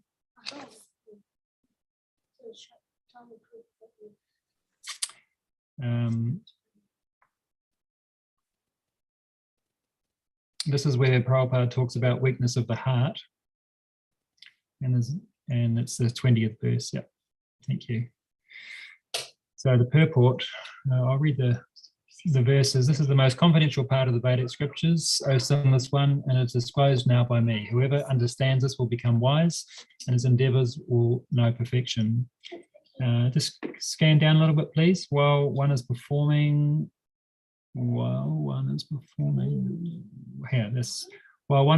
devotional service in the association of pure devotees and full Krishna consciousness, there are certain things which require to be vanquished altogether. The most important thing one has to surmount is weakness of the heart. The first fall down is caused by the desire to lord it over material nature. Thus one gives up the transcendental loving service of the Supreme Lord. The second weakness of the heart is that as one increases the propensity to lord it over material nature, he becomes attached to matter and the possession of matter. The problems of material existence are due to these weaknesses of the heart. In this chapter, the first 5 verses describe the process of freeing oneself from these weaknesses of heart, and the rest of the chapter, from the 6th verse through to the end, discuss Purushottam Yoga. So I encourage everybody to actually, study Bhagavad Gita, and not only study it, but to apply the things as best we can in our everyday life. And that's when the real realizations will come, when we actually read and try and practice what we're saying, what we're reading. I'll conclude this part of the presentation on weakness with a quote from Srila Bhaktisiddhanta Sarasvati Thakur, which has much beneficial instruction. This is from Bhaktisiddhanta Sarasvati Thakur. We must be in sadhu sangha at every moment. I am weak. Without sadhu sangha, I cannot possibly save myself. If I remain far away from sadhu sangha, then I will fall prey to the ill mentality that I am the master. If we do not live in accordance with the instructions of the sadhu or the guru, then we'll be plunged into great calamity. The moment we are without shelter, Maya will capture us. Consequently, we will roam here and there in this material world as a servant of Maya. Now, these are, again, very powerful instructions that actually strength is found in sadhu sangha. Like sticks. How much time with 5:49? Okay, like sticks, when they're on their own, they're easily broken, but when they're in a bunch, it's very hard to break. So this sadhu sangha, Bhaktisiddhanta Sarasvati Thakur says, we must be in sadhu sangha at every moment. What does he mean? We can't always be physically in the association of devotees, but we must be mentally connected. We must be thinking about Krishna. We must be thinking about the devotees. We must be thinking about the spiritual master, about serving, about giving, about and we can think about, this is the benefit of reading Bhagavad Gita and associating with Bhagavad Gita, is that we get the intellectual knowledge to be able to defeat our minds. When our senses demand something, we can defeat them with a verse. Contemplating the objects of the senses, attachment develops. Oh, I mustn't dwell on this because I'll become attached. Ah, Krishna is the enjoyer. I'm not the enjoyer. We get knowledge to be able to defeat our mind. And so sadhu sangha is sadhu sangha. You're associating with Prabhupada directly when you read Bhagavad Gita as it is. And so you're getting a double whammy. You're not only getting the words of Krishna directly, the Supreme Lord, the source of everything, the Supreme Mystic, he's giving you his version, the creator of the universe, the creator of this material world. He's giving you the instructions how to live. But not only are you getting the direct words from Krishna, you're also getting the mercy and the compassion and the love from Srila Prabhupada, and the purity of a pure devotee is, that gift is immeasurable. Like so many versions of Bhagavad Gita that don't have that purifying effect. So you're getting a double whammy with reading Prabhupada's Bhagavad Gita. You're getting the association of Prabhupada and the association of Krishna directly. So Prabhupada instructed his disciples to read for 2 hours a day, every day. I've always felt guilty in my life that I haven't followed that instruction. I don't read 2 hours a day. And why did he give that instruction? Because Maya is very strong. The mind is very strong. The senses are very strong. Material modes are very strong. They're insurmountable. So we need to take shelter of Prabhupada. We need to take shelter of the Mahabhagavat. We need to take shelter of Krishna's instructions to have the strength to be able to fight these enemies. I'm running out of time. I wanted to leave a few minutes for questions. Prabhu, we're not out of time. You can take as much time as you want. Oh, really? There's no class? I don't think my father's been able to come at the moment because he's got some difficulty. So if you want to take as much time as you want, that's perfectly fine. Okay. Great. Is everybody okay if I keep going, or? Okay. Yes, absolutely. So hang on, I'll just find, there was one other. Okay, so now once we've accepted and acknowledged that we are weak, once we come to that understanding, we also have to recognize who or what are our enemies, or the people or the things which are obstructing and trying to detract us from our progress in Krishna consciousness. Then we can begin to examine suitable sources of strength to combat these enemies. So we have to acknowledge that we're weak, then we have to recognize who are our enemies, and then we have to find what's the source for strength to defeat these enemies. These enemies will prey on our weaknesses and thwart our attempts to progress spiritually. So let's now examine some of the enemies that we have. Okay.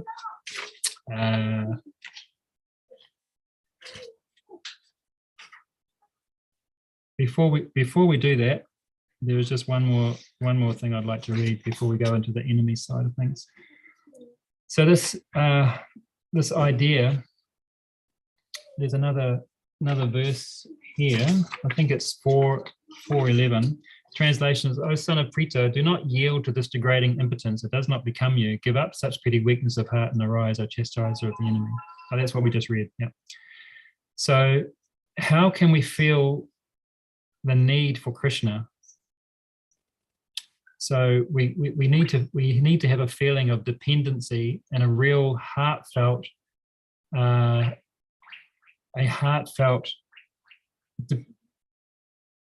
need for Krishna. In the Western culture, we're all taught to be independent. We're all taught to be independent, to be strong, to stand on your own feet and look after yourself. No one's going to look after you. You have to look after yourself. This is our culture in the West. But we need to develop a consciousness where we're feeling dependent on Krishna for everything. So how can we feel that need for Krishna? If we love someone, we naturally long for them. If you love a family member, you long to be with them. But what can we do if we don't actually feel love for Krishna? How can we develop that? So acknowledging our weakness, if we acknowledge our weakness before him, that's a start. By such honest admission, it forces us to realize that we cannot do without Krishna. We feel urgently, fervently, and desperately, "Krishna, I need you."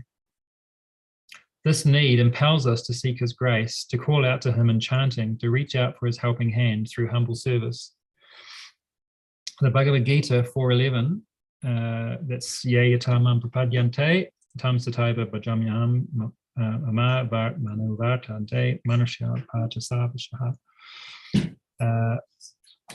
It explains that it indicates that Krishna bestows his mercy in proportion to the intensity of our plea. I'll read it again.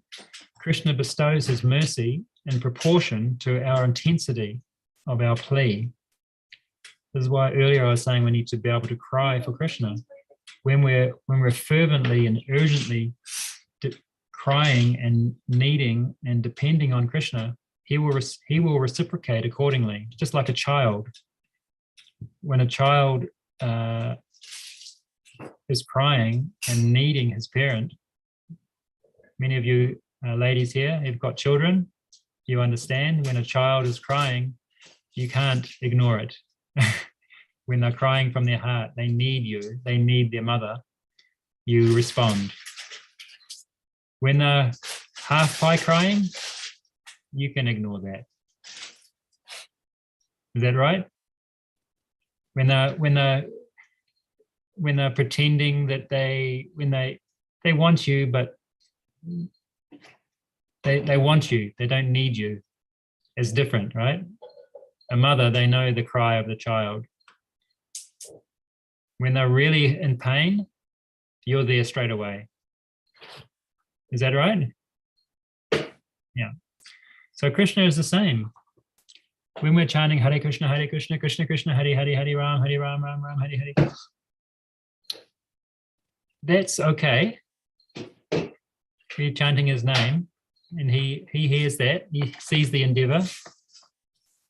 But when we're chanting with feeling from our heart and with a mood of full dependency, then he reciprocates accordingly. He comes straight away. So this is what we're trying to get to that point.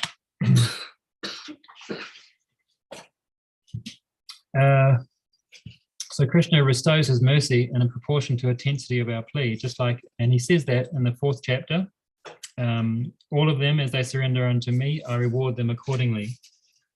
As they surrender unto me, I reward them accordingly. Everyone follows my path in all respects.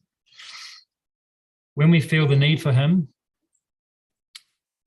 and seek him sincerely, he reciprocates by manifesting his fulfilling presence in our heart. The resulting inner strength empowers us to resist and reject worldly temptations. Thus, our weaknesses make us strong. So this is the whole point of my class here, is that acknowledging our weakness it becomes our source of strength. Right at the beginning of the class, I said we need to be strong and feel weak. So this is something to think about. We want to be strong in our Krishna consciousness and not fall prey to Maya. But to do that, we have to cultivate a mood of weakness and dependency on Krishna.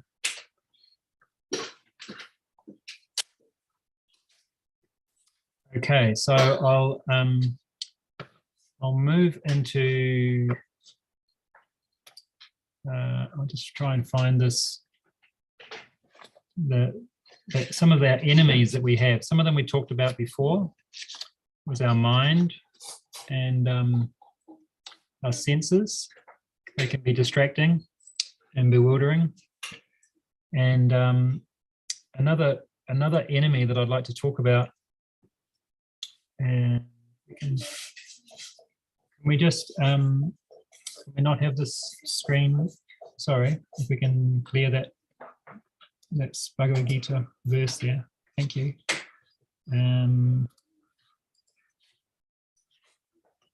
Just another.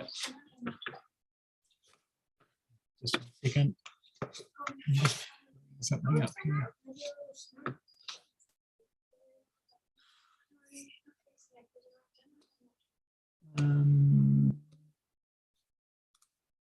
Okay, so some of our enemies, I'll just quickly give you some ideas of some of the enemies, and there's direct verses in Bhagavad Gita which defeat these enemies. So there's this is why we need Bhagavad Gita to have the strength to fight these off. One is the mind.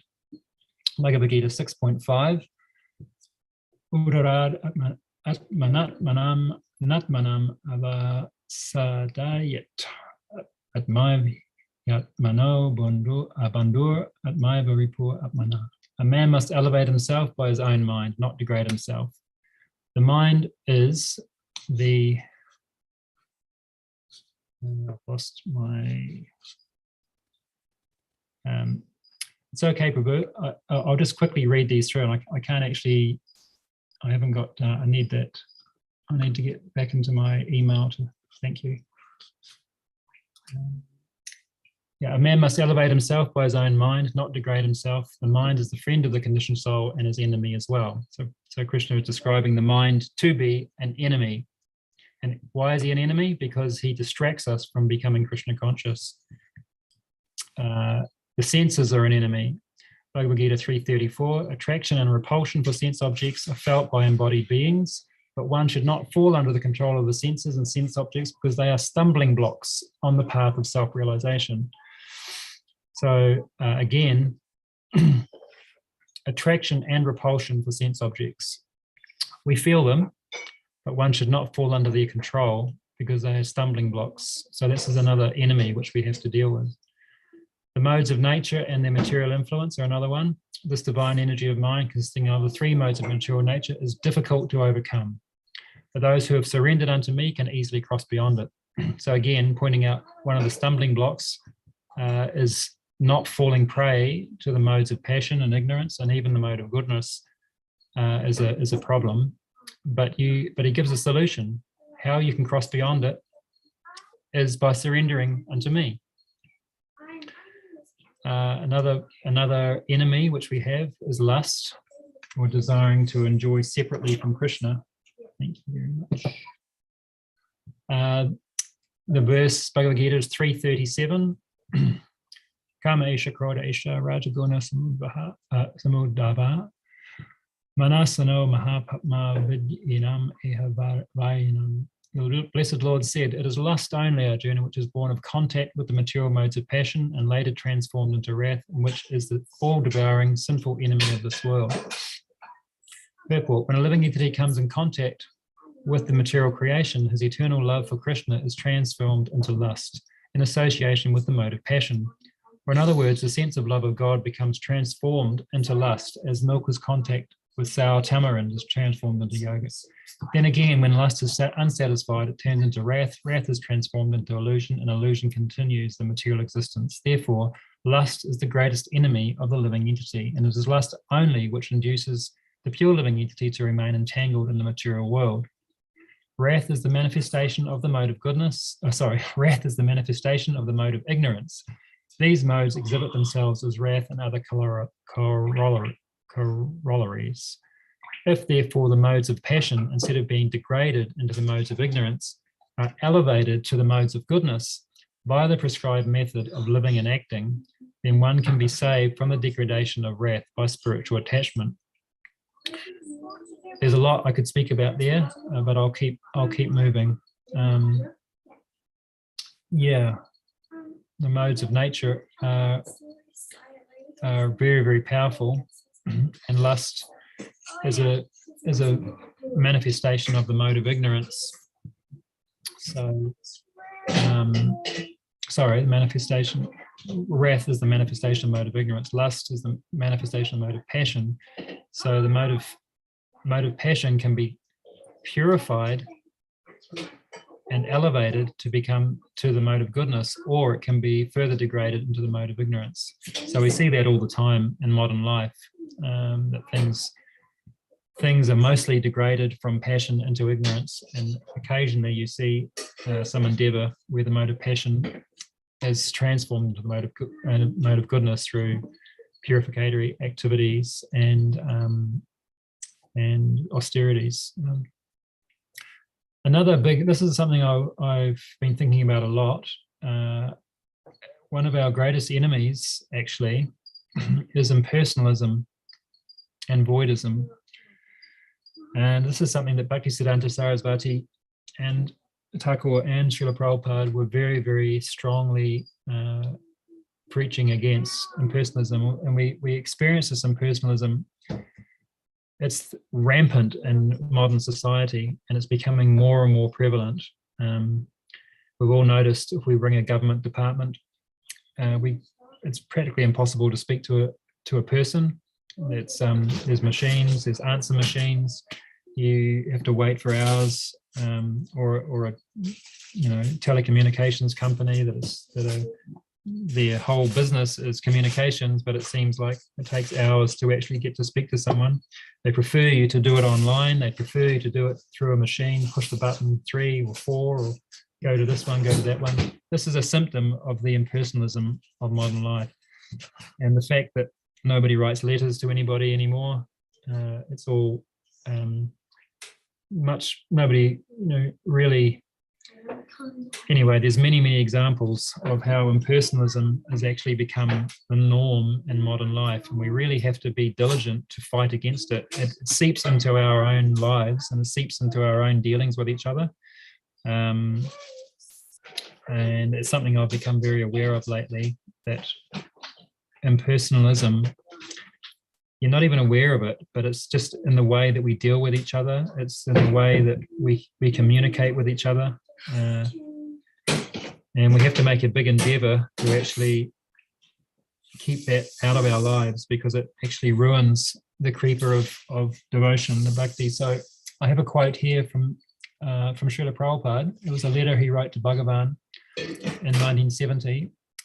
And he says, yes, we are fighting impersonalism and voidism with pure devotional service. Impersonalism and voidism kills the natural aptitude of devotion, which is lying dormant in everyone's heart. Therefore, we are printing books like our Krishna book so that people may know that the supreme absolute truth is a person. The perfection of every living creature is to render transcendental loving service to that supreme person and thereby go back home, back to Godhead. So that's a very powerful statement. And he's saying we are fighting impersonalism and voidism. What with? With pure devotional service. And we're teaching people that the supreme absolute truth is a person by printing and distributing these books like Krishna book, Bhagavad Gita. And the other thing that I found was really powerful was that he says impersonalism and voidism kills the natural aptitude of devotion, which is lying dormant in everyone's heart. So all living entities, as we know, are part and parcel of Krishna, and they all have an eternal loving relationship with him.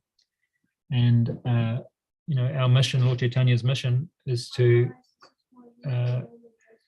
encourage the living entities to re-establish that loving relationship. But that natural aptitude for devotion to God is killed by impersonalism. So we have to be diligently on guard for this. We have to be diligently looking at our own lives and our own way that we deal with things, and trying to recognize if something is impersonal and trying to rectify that by being personal. Personal means caring. It means taking an interest in others. It means giving. This is personalism, and so much of our lives is revolved around ourself. So that's also a symptom of impersonalism. Okay, so I'll carry on. I've got a few more enemies. There's plenty of enemies that we're trying to fight against. We've got the mind, the senses, the modes of material nature. We've got lust. We've got impersonalism. We've got fear. Fear is also an enemy. Bhagavad Gita 4:10, being freed from attachment, fear and anger, being fully absorbed in me and taking refuge in me. Many persons in the past become purified by knowledge of me, and thus they all attain transcendental love for me. So all these verses are there to give us strength. This is the whole, the subject matter of this class is finding strength in Bhagavad Gita. So we have these enemies which are causing us problems in our Krishna consciousness. We may have elements of impersonalism. We may have degrees of attachments or uncontrolled senses, and we may have some fears. But by reading Bhagavad Gita, Krishna addresses all these things, and ultimately he says, Sarvadhamam parityaja, he says, abandon all varieties and surrender to me. I'll protect you. Do not fear. So there's no need to fear if we surrender to Krishna. There's nothing to worry about. And of course, Srila Prabhupada was the personification of that. He was fearless. There's a couple of other things I've got here. Just two more enemies. I could have had a lot more, but I've got rakshasas and demons as an enemies. Of course, Lord Ram had Ravan, Krishna had Kamsa, and so many other demons. So many demons he defeated. We also have our rakshasas and our demons that are controlling our lives. And their influence is controlling our lives, and this actually affects our ability to practice Krishna consciousness. Just like the Brahmanas and the sages, the demons would come and disrupt their fire yagnas, and it was a problem. It was disturbing. They were tolerant and they were peaceful, but when they had people, when they had demons passing stool and urine on their fire yagnas and ruining everything, it was problematic. It was disrupting. So I have a quote here from Srimad Bhagavatam, 7th canto, 3rd chapter, text 13. This is a quote from Prabhupada in the purport. He says, at the present, especially on this planet Earth, the influence of Lord Brahma has decreased considerably, and the representatives of Hiranyakashipu, the Rakshasas, man-eaters, and demons have taken charge. Therefore, there is no protection of Brahminical culture and cows, which are the basic prerequisites for all kinds of good fortune. This age is very dangerous because society is being managed by demons and Rakshasas. Okay, I won't go too much into that, but if you accept that Srila Prabhupada is a pure devotee and that everything he says is the truth, and there's no reason for him for him to say anything that wasn't true, then we have to accept this as being the truth, that this planet is under the influence and being run by Rakshasas. It's not a fanciful idea, it's or some mythological thing. There's all different types of living beings, and this particular planet at this particular time is being run and is under the control of these demonic type people. And Prabhupada said this age is very dangerous because society is being managed by demons and Rakshasas. That's very clear. So this is another enemy which we can take shelter of Bhagavad Gita to understand how to deal with these influences and become strong in our Krishna consciousness, so that we're not affected by the workings of these influences. The last one I want to bring up is becoming entangled in material life. Bhagavad Gita 5.7. One who works in devotion, who is a pure soul and who controls his mind and senses, is dear to everyone, and everyone is dear to him. Though always working, such a man is never entangled. So if we feel that we're getting entangled in material life, here's the solution. Work in devotion, control your mind and senses. That way you can work, but you're never entangled. So I will just move back to here. So yeah, that's probably about it from me. I think overall, to summarize, I'd like to just thank you all very much for your attention. I've spoken for quite a long time, and like I say, I'm not much of a scholar or a pundit. I really enjoyed the process of preparing the class, so it was beneficial for me, and I hope you got some inspiration or some motivation to really take shelter of Krishna, to take shelter of Bhagavad Gita, and also to really appreciate and take shelter of the Sangha you have here. It's a very special thing that you're all doing, is getting together like this and hearing Krishna Katha. This is where you get your strength to defeat all these demons and these enemies that are trying to stop us from becoming Krishna conscious. I didn't put Maya in there as an enemy because she's actually our friend. She's there to strengthen our Krishna consciousness. She tests us.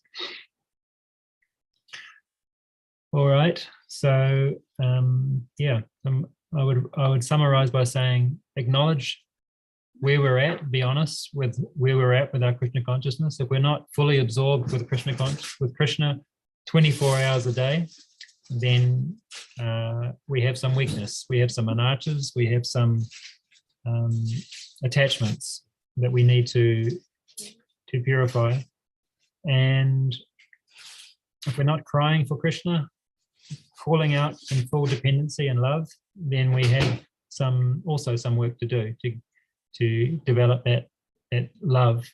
So take shelter of Bhagavad Gita, read as much as we can, apply the teachings as much as we can, really deeply think about it.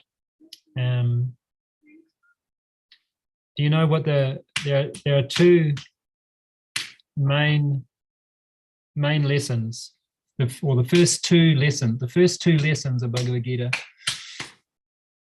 deal with ego. They deal with I and mine. Who am I? And what belongs to me? So there's many verses in the second chapter explaining who I am. Najayate Mriyate Vakachachin. In the second chapter, text, what is it? Text. Anyway, that verse explaining for the soul there is never birth nor death. Having once been, he will always be. It's unborn, eternal. So this is established. This establishes who we are. So for people that are confused as to who I am, they get strength and understanding from Bhagavad Gita. I'm an eternal spirit soul. Next thing to understand is, so this defeats the ego of I am this, I am that.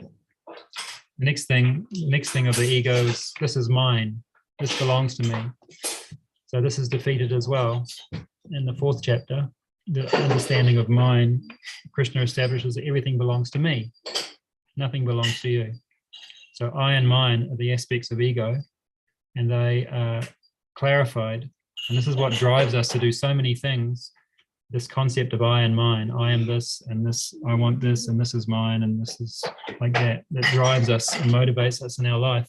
But Krishna, right from the start, clarifies who I is and what mine is. So, yeah, anyone who reads Bhagavad Gita will get some benefit. But the more we actually read it amongst devotees to help us understand it, and the more we read it with a mood of submission and surrender and dependency, and the more we apply it in our lives, that's when the real transformation comes. And that's where the real ruchi comes, the taste for Krishna consciousness, the taste for hearing Krishna's name, the taste for serving devotees, and the taste for serving Krishna comes from applying the teachings with the right mood of humility and tolerance and respect and surrender. All right, thank you very much. Does anyone have any comments or corrections or anything they'd like to say or add?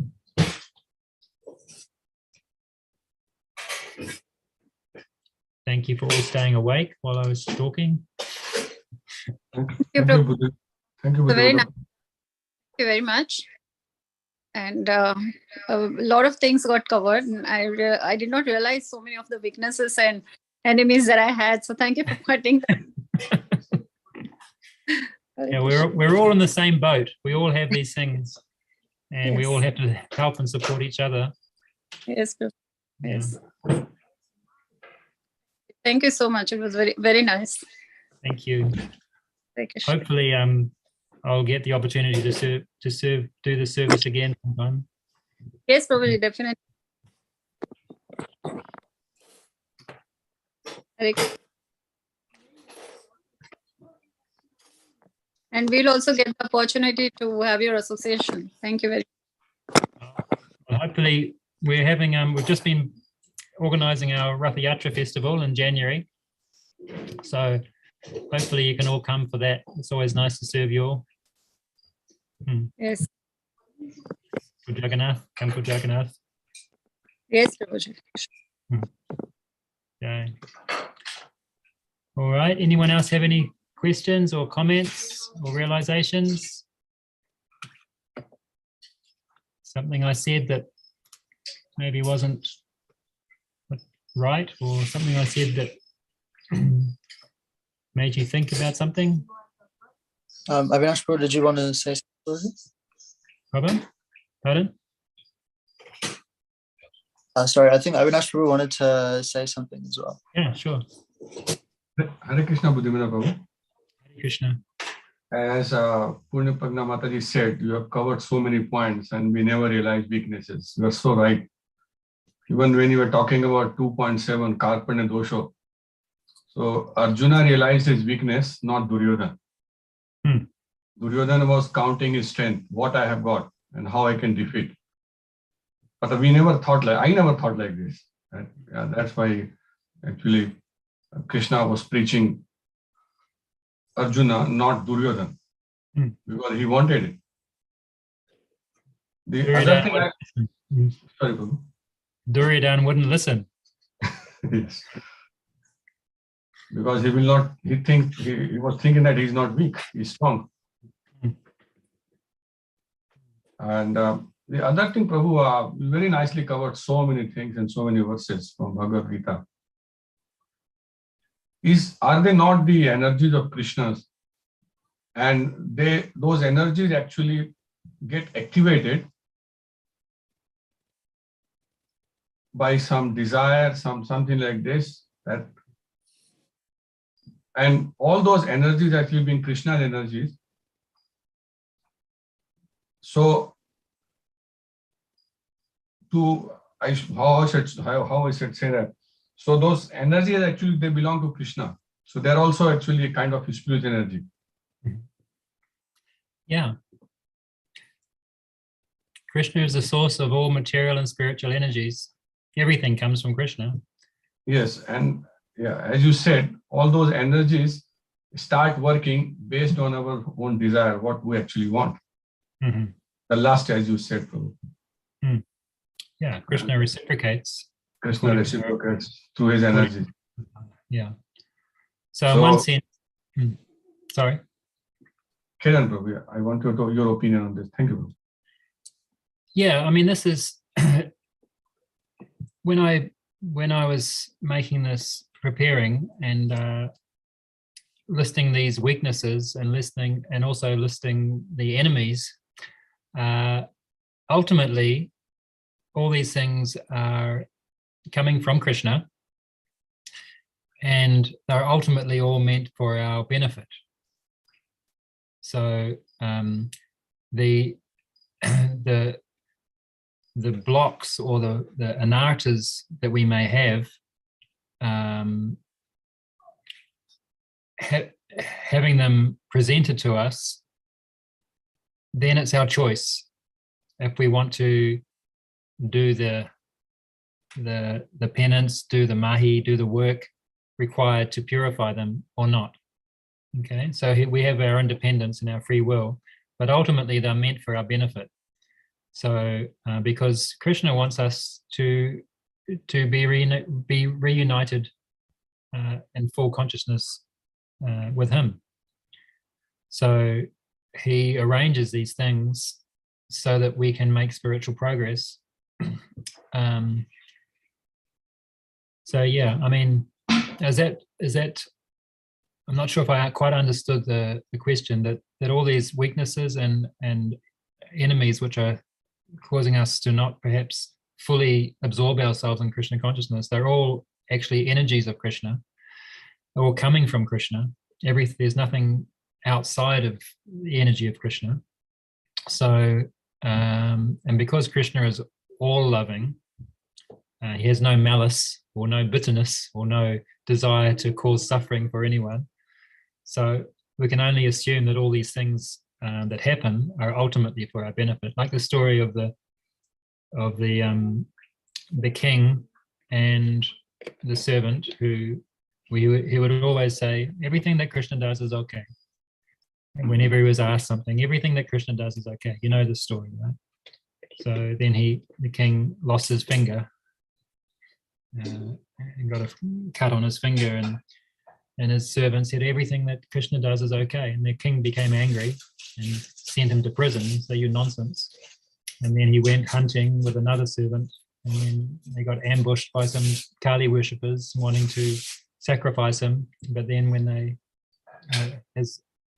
they caught him, of course, they couldn't use him because he was imperfect and his finger was cut.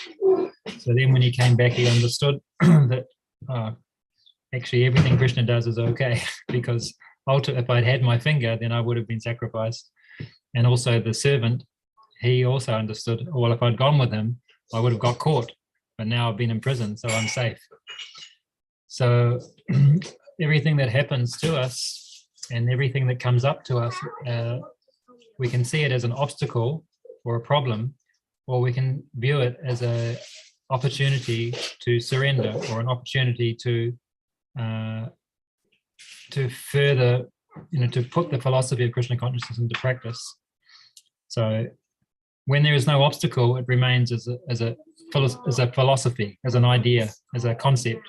But when there is a opportunity, we need to actually apply this philosophy now. So that, for example, Queen Kunti, when she had so many problems and challenges, I mean, you can imagine as a mother, as a solo mother with 5 children, with no kingdom, no home, and being harassed by the other, the cousin family, trying to kill your family, she would have had great reason to be angry and to be upset with Krishna. Why are you not protecting us? Why are you? We've got nothing. We're supposed to be your friends. You have everything, and we have nothing, and you're not looking after us. She could think like that, but that she saw the problems and the obstacles and the not as problems, but as opportunities to surrender further, and opportunity to actually go deeper into her dependency. So we can be like that too. When there's obstacles or challenges in our lives, we can view them as opportunities to surrender further, to go deeper in our dependency. When everything is taken away from us, what do? We get upset. We go, oh my God, I've got nothing. Everything's gone. My job's gone. My house is gone. My health is going. So devotees, they will depend on Krishna now. They won't. They'll go deeper into their, because ultimately, in the end, that's all that matters. In the end, your relationship with the Supreme Lord is the only reality. Everything else is temporary. Everything else is illusory, because it's temporary. It won't last, but that will last. Your relationship with Krishna will last. So.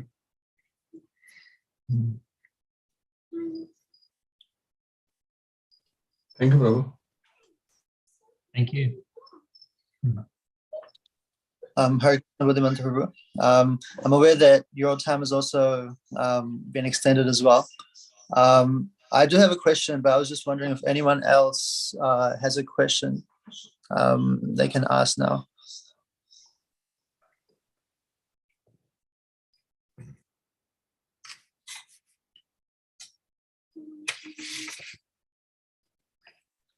Okay. First of all, thank you very much, Prabhuji, for your very nice class.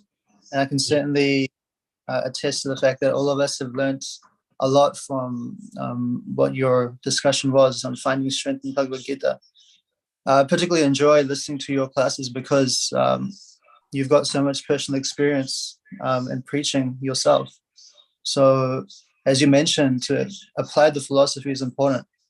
And it's very easy to, give realizations without actually having lived it or having practiced it yourself. So that's why I enjoy listening to classes, because I can tell that you've also internalized and experienced these things yourself. And that's why you're sharing it with all of us. So thank you, Prabhu. My question is that obviously you've been doing a lot of preaching work for a very long time. In terms of, as you mentioned, about understanding your weaknesses and understanding your enemies, and obviously understanding that Krishna is the proprietor of everything after all, in the end. When you do all these preaching activities and you've seen a lot of success yourself in the activities, whether it be prasadam distribution, whether it be the cultivation of congregation, etc. So for yourself, was it, I guess what I'm trying to say is, how were you able to integrate that understanding that, Krishna is a proprietor of everything in your preaching, and do it for such a long period of time? Was it ever a challenge for you to understand that and understand your weaknesses and your enemies as well? Hare Krishna. Thank you, Prabhu. It's a very nice question. And yeah, I won't say that it hasn't been challenging. When we first started Food for Life, it was easy to be dependent because we had nothing. So we didn't have tables, we didn't have chairs, we had one pot. We would cook the rice, clean the pot, cook the sabji, clean the pot, cook the halava. We must have boiled the water in a jug or something. I don't know. We only had one pot, I remember. And because we had nothing, we didn't have a fridge. We had to go and beg for everything and ask. That mood of dependency was very sweet. And I've experienced that also with Padayatra when we walked from top of New Zealand 10 days down the coast, a group of devotees just chanting, and we didn't know where we would stay. We didn't know every day what we would eat, well, like that. But we depended on Krishna. And every day something would happen. Someone would invite us to stay. Someone would say, you can stay here, here's some food, like that. So there's something very, very sweet about being fully dependent. They say that it's easier for brahmanas to be in that space where they will be fully dependent on Krishna. Kshatriyas, they like to, take care of themselves and their families. Vaishyas, they like to actually take care of a wider community. And Sudras don't really think about it much. But as Food for Life got more and more established and we became financially secure, then that mood of dependency changed, and instead of relying on what Krishna would send, we would just go and buy what we needed. Okay, so that when you ask about challenges, that's actually a challenge, to keep that mood, that sweet mood of dependency when things are successful. I remember one time we were in the early times we were preparing the meal for the next day. We were cleaning, and then thinking, what shall we cook tomorrow? And we went to the pantry, and we thought, we'll do some rice and some chickpeas. There was no rice, we'd run out. There was no chickpeas, we'd run out. We had no money. And we thought, well, what are we going to cook tomorrow for Food for Life? We've got people coming. But anyway, we'll see what happens. And then there was a knock on the door, and we went to the door and said, actually, we're closed today. We're just cleaning. He said, no, I've just got some food. I was wondering whether you'd want it. And we said, okay, what have you got? And they said, well, I've got a bucket of, I've got some chickpeas. I said, okay, very good.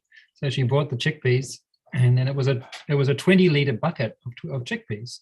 And I thought, wow. I said, do you want your bucket back? And she said, no, you can keep that. I thought, because we had no storage facilities either. We had nothing.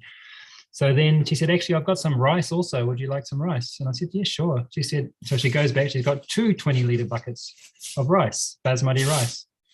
So I said, how come you have so much of these ingredients? She said, my mother, she was thinking the world was going to end, and she stored up these things. And she said, I was cleaning the house, and I was going to take them to Salvation Army, and I was driving, and then suddenly something said, go to that new Hare Krishna place. They may need some food. So that's Super Soul. Super Soul in the heart directed her to come to us. And so when those sort of things happen, you get direct realization that Krishna is in control. He is within the heart of every living being, and he's guiding and directing the traffic. He's literally, he was directing her to come with the ingredients that we need. And I've experienced similar sort of things many, many times. One time we were I said, oh, we've been going maybe 1 year or something. I said, we get a lot of vegetables donated, but we hardly get any fruit, we're not getting much fruit. The next day, we got like 6 boxes of apples and 3 boxes of pears and like so much fruit we couldn't process it all. We were like, oh, now you have to be careful what you desire because Krishna will fulfill. So yeah, so I guess the challenge is really, especially when things become successful, is maintaining that mood of dependency on Krishna. And I mean, the greatest example is Srila Prabhupada, so successful in such a short amount of time. I was thinking the other day, we've been here for 10 years. What have we done? I mean, we've got a Food for Life, we've maintained, we've got a Ratha Yatra, we've made some devotees. But Prabhupada, in 10 years, what did he do? My God. It's like so insignificant what we've achieved here. But Prabhupada never became, he always had that mood, no matter how many temples he had or how many devotees he had or how many, books were being distributed. He always remained that completely mood of, I'm insignificant, I'm totally dependent upon the mercy of the Lord. So, and because of that, he became more and more successful. So it's a catch-22. There's another interesting little story related to that, is that after we've been doing Food for Life for 1 year, we decided to do lunch in schools program, feeding kids in schools. So I went to one school. I've been going along to meetings and trying to figure out how we could do it and working with other groups and meeting after meeting after meeting where they talked and talked. Oh, the kids are hungry. What should we do? And I would put up my hand and say, oh, we'll feed them.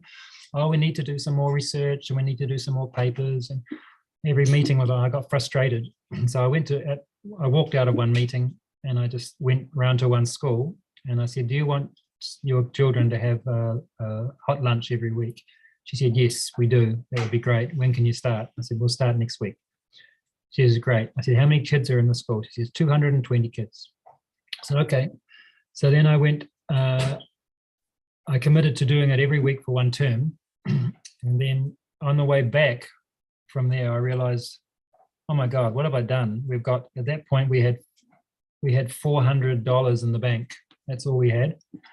And feeding 220 kids was going to cost $400. And so I thought, I can do this for 1 week, but then what? Before I parked the van and before I walked into Food for Life, a man approached me and he said, oh, I hear you're starting to feed children in schools now. And I said, yeah, we just met a school today and we're starting. And then he gave me a check. Of course, these days checks aren't worth anything. But anyway, he gave me a check, and he had already pre-written it out, $1,000, right? So he'd already written out to Food for Life, gave me $1,000, and I saw that as a direct confirmation from Krishna. Again, another direct sort of support to say yes. I see what you're doing. I'm here. I'm helping. I'll support. You don't worry. Don't fear. Surrender to me. Don't fear. So then, that was a great bonus of support. But then, at the end of this was the last term in 2010, last school term. So we started with that one school, 200 children for 10 weeks. So that's 2,200 meals at an average cost of $2. So it cost $4,400. We had $400 when we started. The man gave $1,000. By the end of the term, we had $4,000 in the bank. So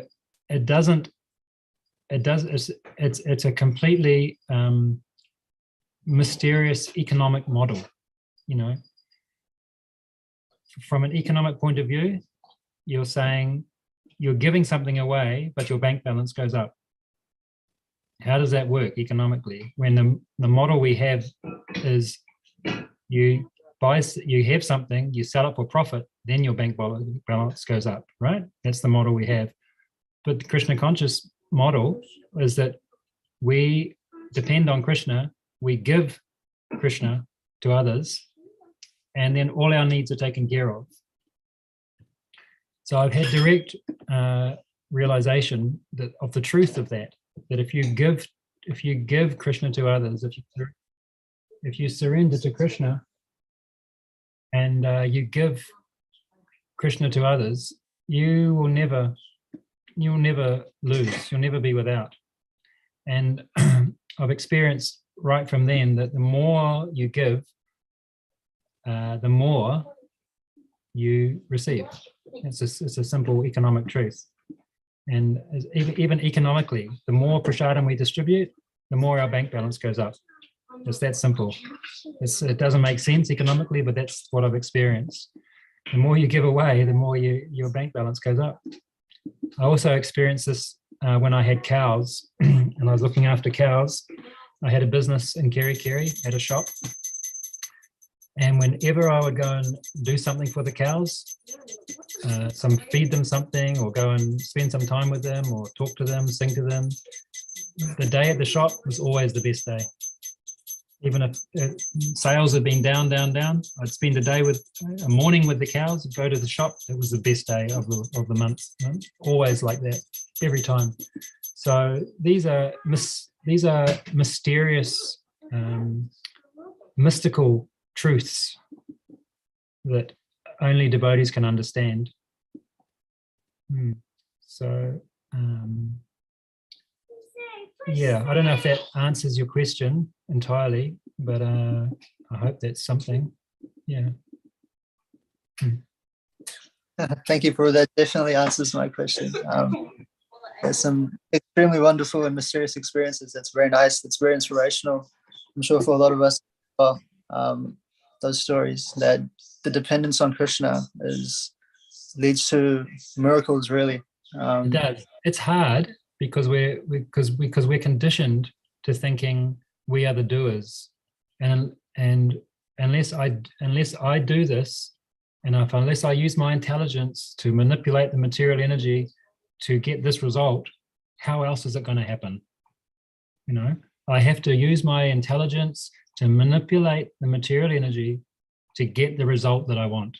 That's our conditioned thinking. Whereas actually we don't, this is what I'm saying, apply Bhagavad Gita. Who's in charge of the material energy? Not us.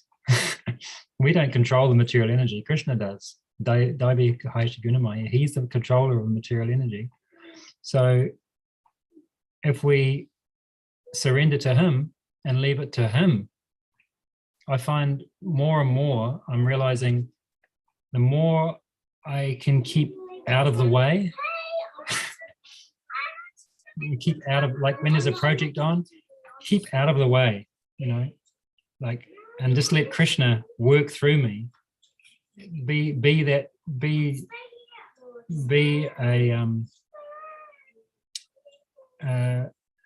a servant, be whatever Krishna wants. He can use my body for that.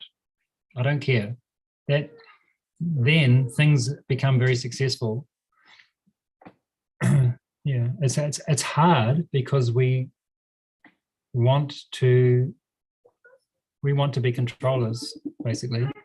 We've been experiencing this with the festivals we've been having up here lately. We've had Lord Ram's appearance day, and Sringadev's appearance day, and Gaur Purnim, and usually one or two people organize it, right? They organize who's doing the feast, what the feast is going to be, who's giving the class, who's giving the kirtan, you know, who's doing the decorating, what's the program going to be. One or two people will organize it and do like that. But these last three festivals, our yatra, no one's taken the lead. No one has been organizing. No one has taken the lead at all, which is really, really scary, because you've got a festival and you've got people coming, and and normally it's been me who's taken the lead to say, okay, what's happening? But I'm stepping back. I'm saying, Krishna Krishna will inspire people to do what they, and then, I mean, I turned up to the last festival.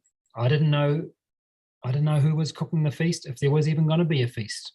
I was like, I'm staying detached, I'm staying out of it. But someone cooked the feast and it was a beautiful feast. Someone gave the class. We had a drama. We had and we, you know, everyone did what they were inspired to do. There was no coordination though, which is, I'm not advocating that, because we've realized we do need to have coordination, and we do need to have some kind of committee that organizes it all. But my point is that actually, by stepping back and just being an instrument of Krishna, and being everyone being allowed to do what they spontaneously feel they need to do to serve the Lord, Krishna will make all the arrangements for wonderful things to happen. Yeah, it's hard to step back though from that idea that we're controllers and doers. But that's that's something I'm working on. Okay, but I think I need to go. Okay, no problem. My family's been very tolerant. They've been very quiet, and because there are computers in the lounge, so the kids have been very good. So I need to go. Thank you very much, Prabhuji, once again for your very nice class. And as I said, I'm sure all of us have learned quite a lot from you today. Thank you for going so much in depth as well with all the verses. It was very, very nice.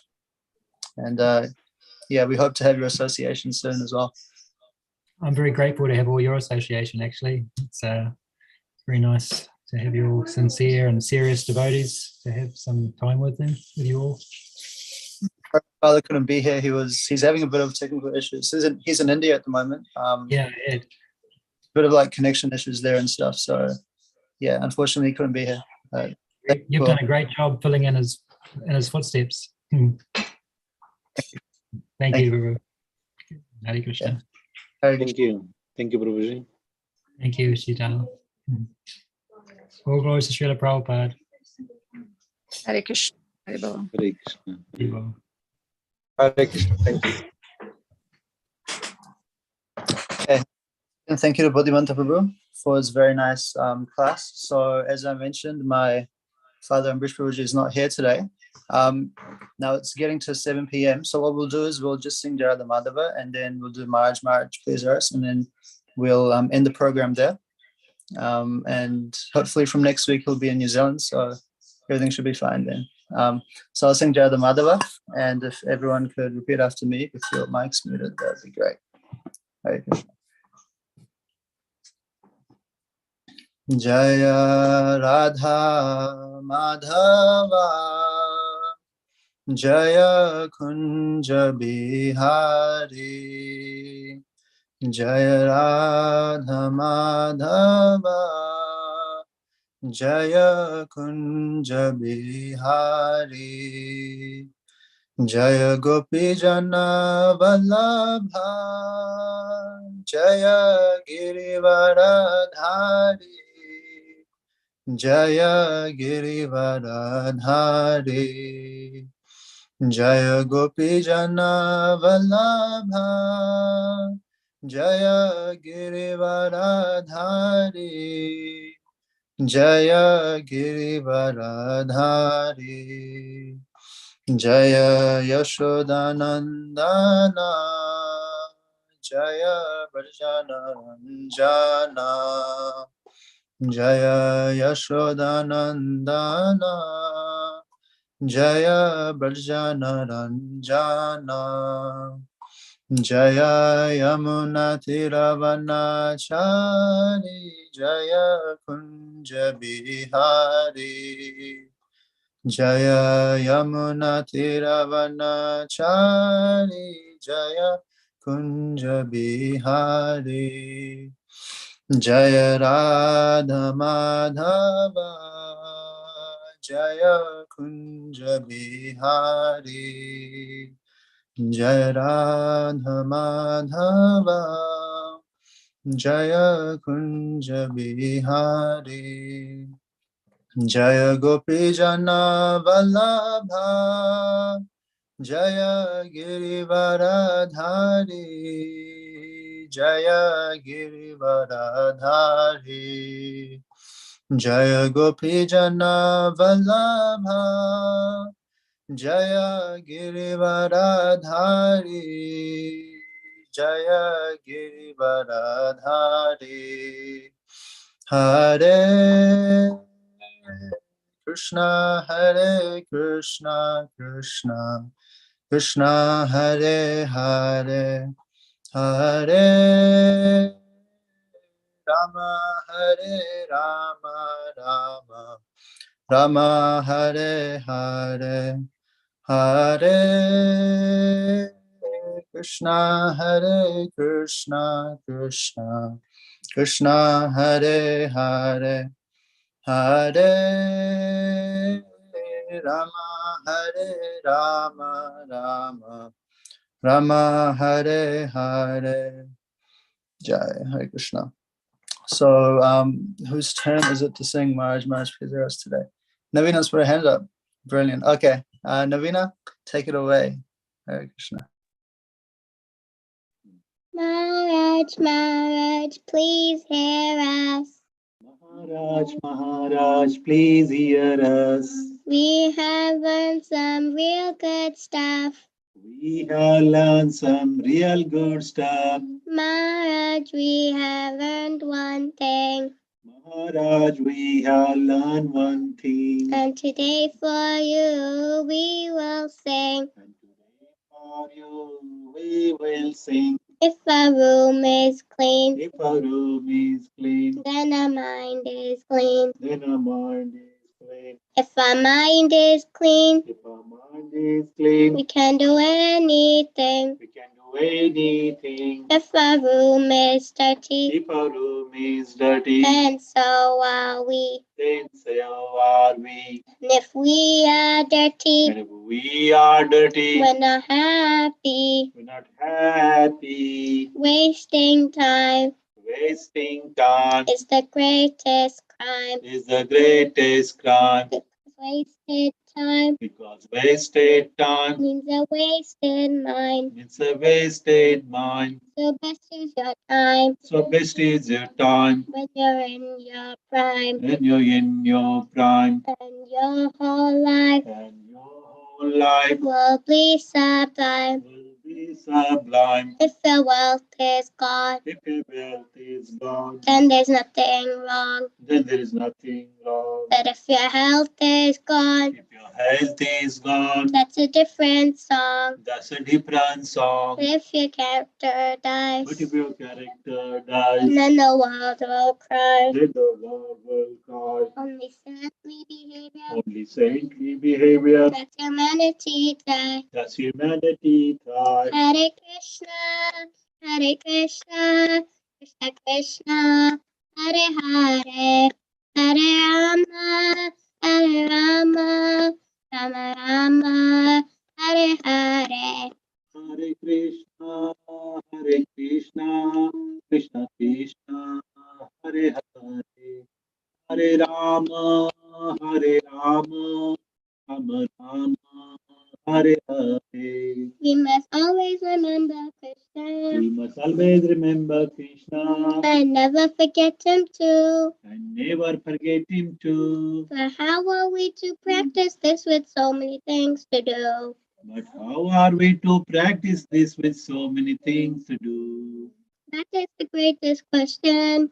That is the greatest question. And here is the greatest clue. And here is the greatest clue. You must learn to work so nicely that Krishna remembers you. You must work so nicely that Krishna remembers you. So listen very closely So listen very closely and make your thinking sharp. and make your thinking sharp. Let's learn how we can live and work so Krishna won't depart. Let's learn how we can live and work so Krishna won't depart. If something's due tomorrow, And something's due tomorrow, finish it today. finish it today. And whatever's due today, And whatever's due today, do it now, don't delay. do it now, don't delay. Your friends might be lazy, If your friends might be lazy, or doing bad things. or doing bad things. But if you think again, But you think again, don't follow them, don't follow them, and you will win the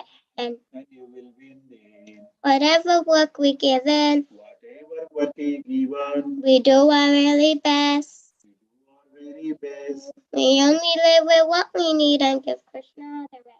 You only live with what we need and give Krishna the rest. This is how to live, to work and to play.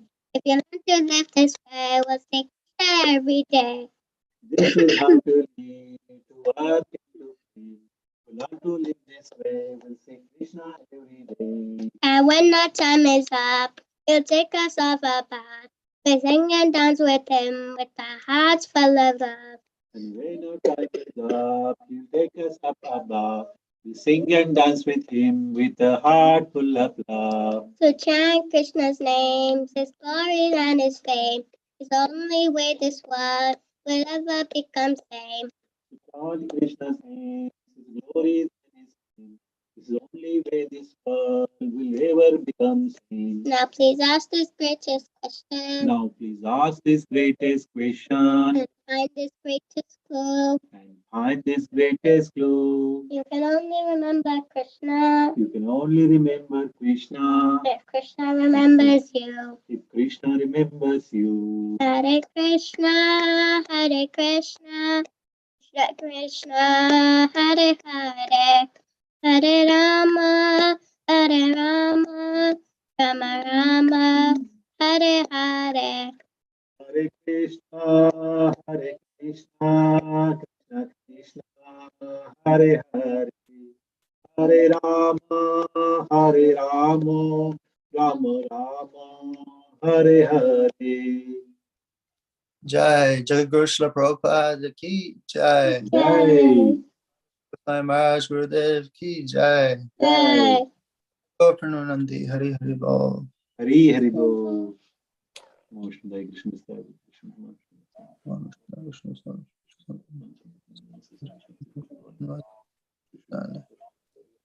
Okay, thank you all very much once again for participating in today's program. So hopefully we'll all meet next week, as my dad says, same place, same time. And once again, Hare Krishna, and we'll see you next week. Hare Bol. Thank you, Prabhuji. Hare Krishna. Hare Krishna. Thank you, Prabhu. Hare Krishna. Well Hare done, Krishna. Prabhu. Hare Krishna, Prabhuji. Thank you. Hare Krishna. Hare Krishna, Prabhuji.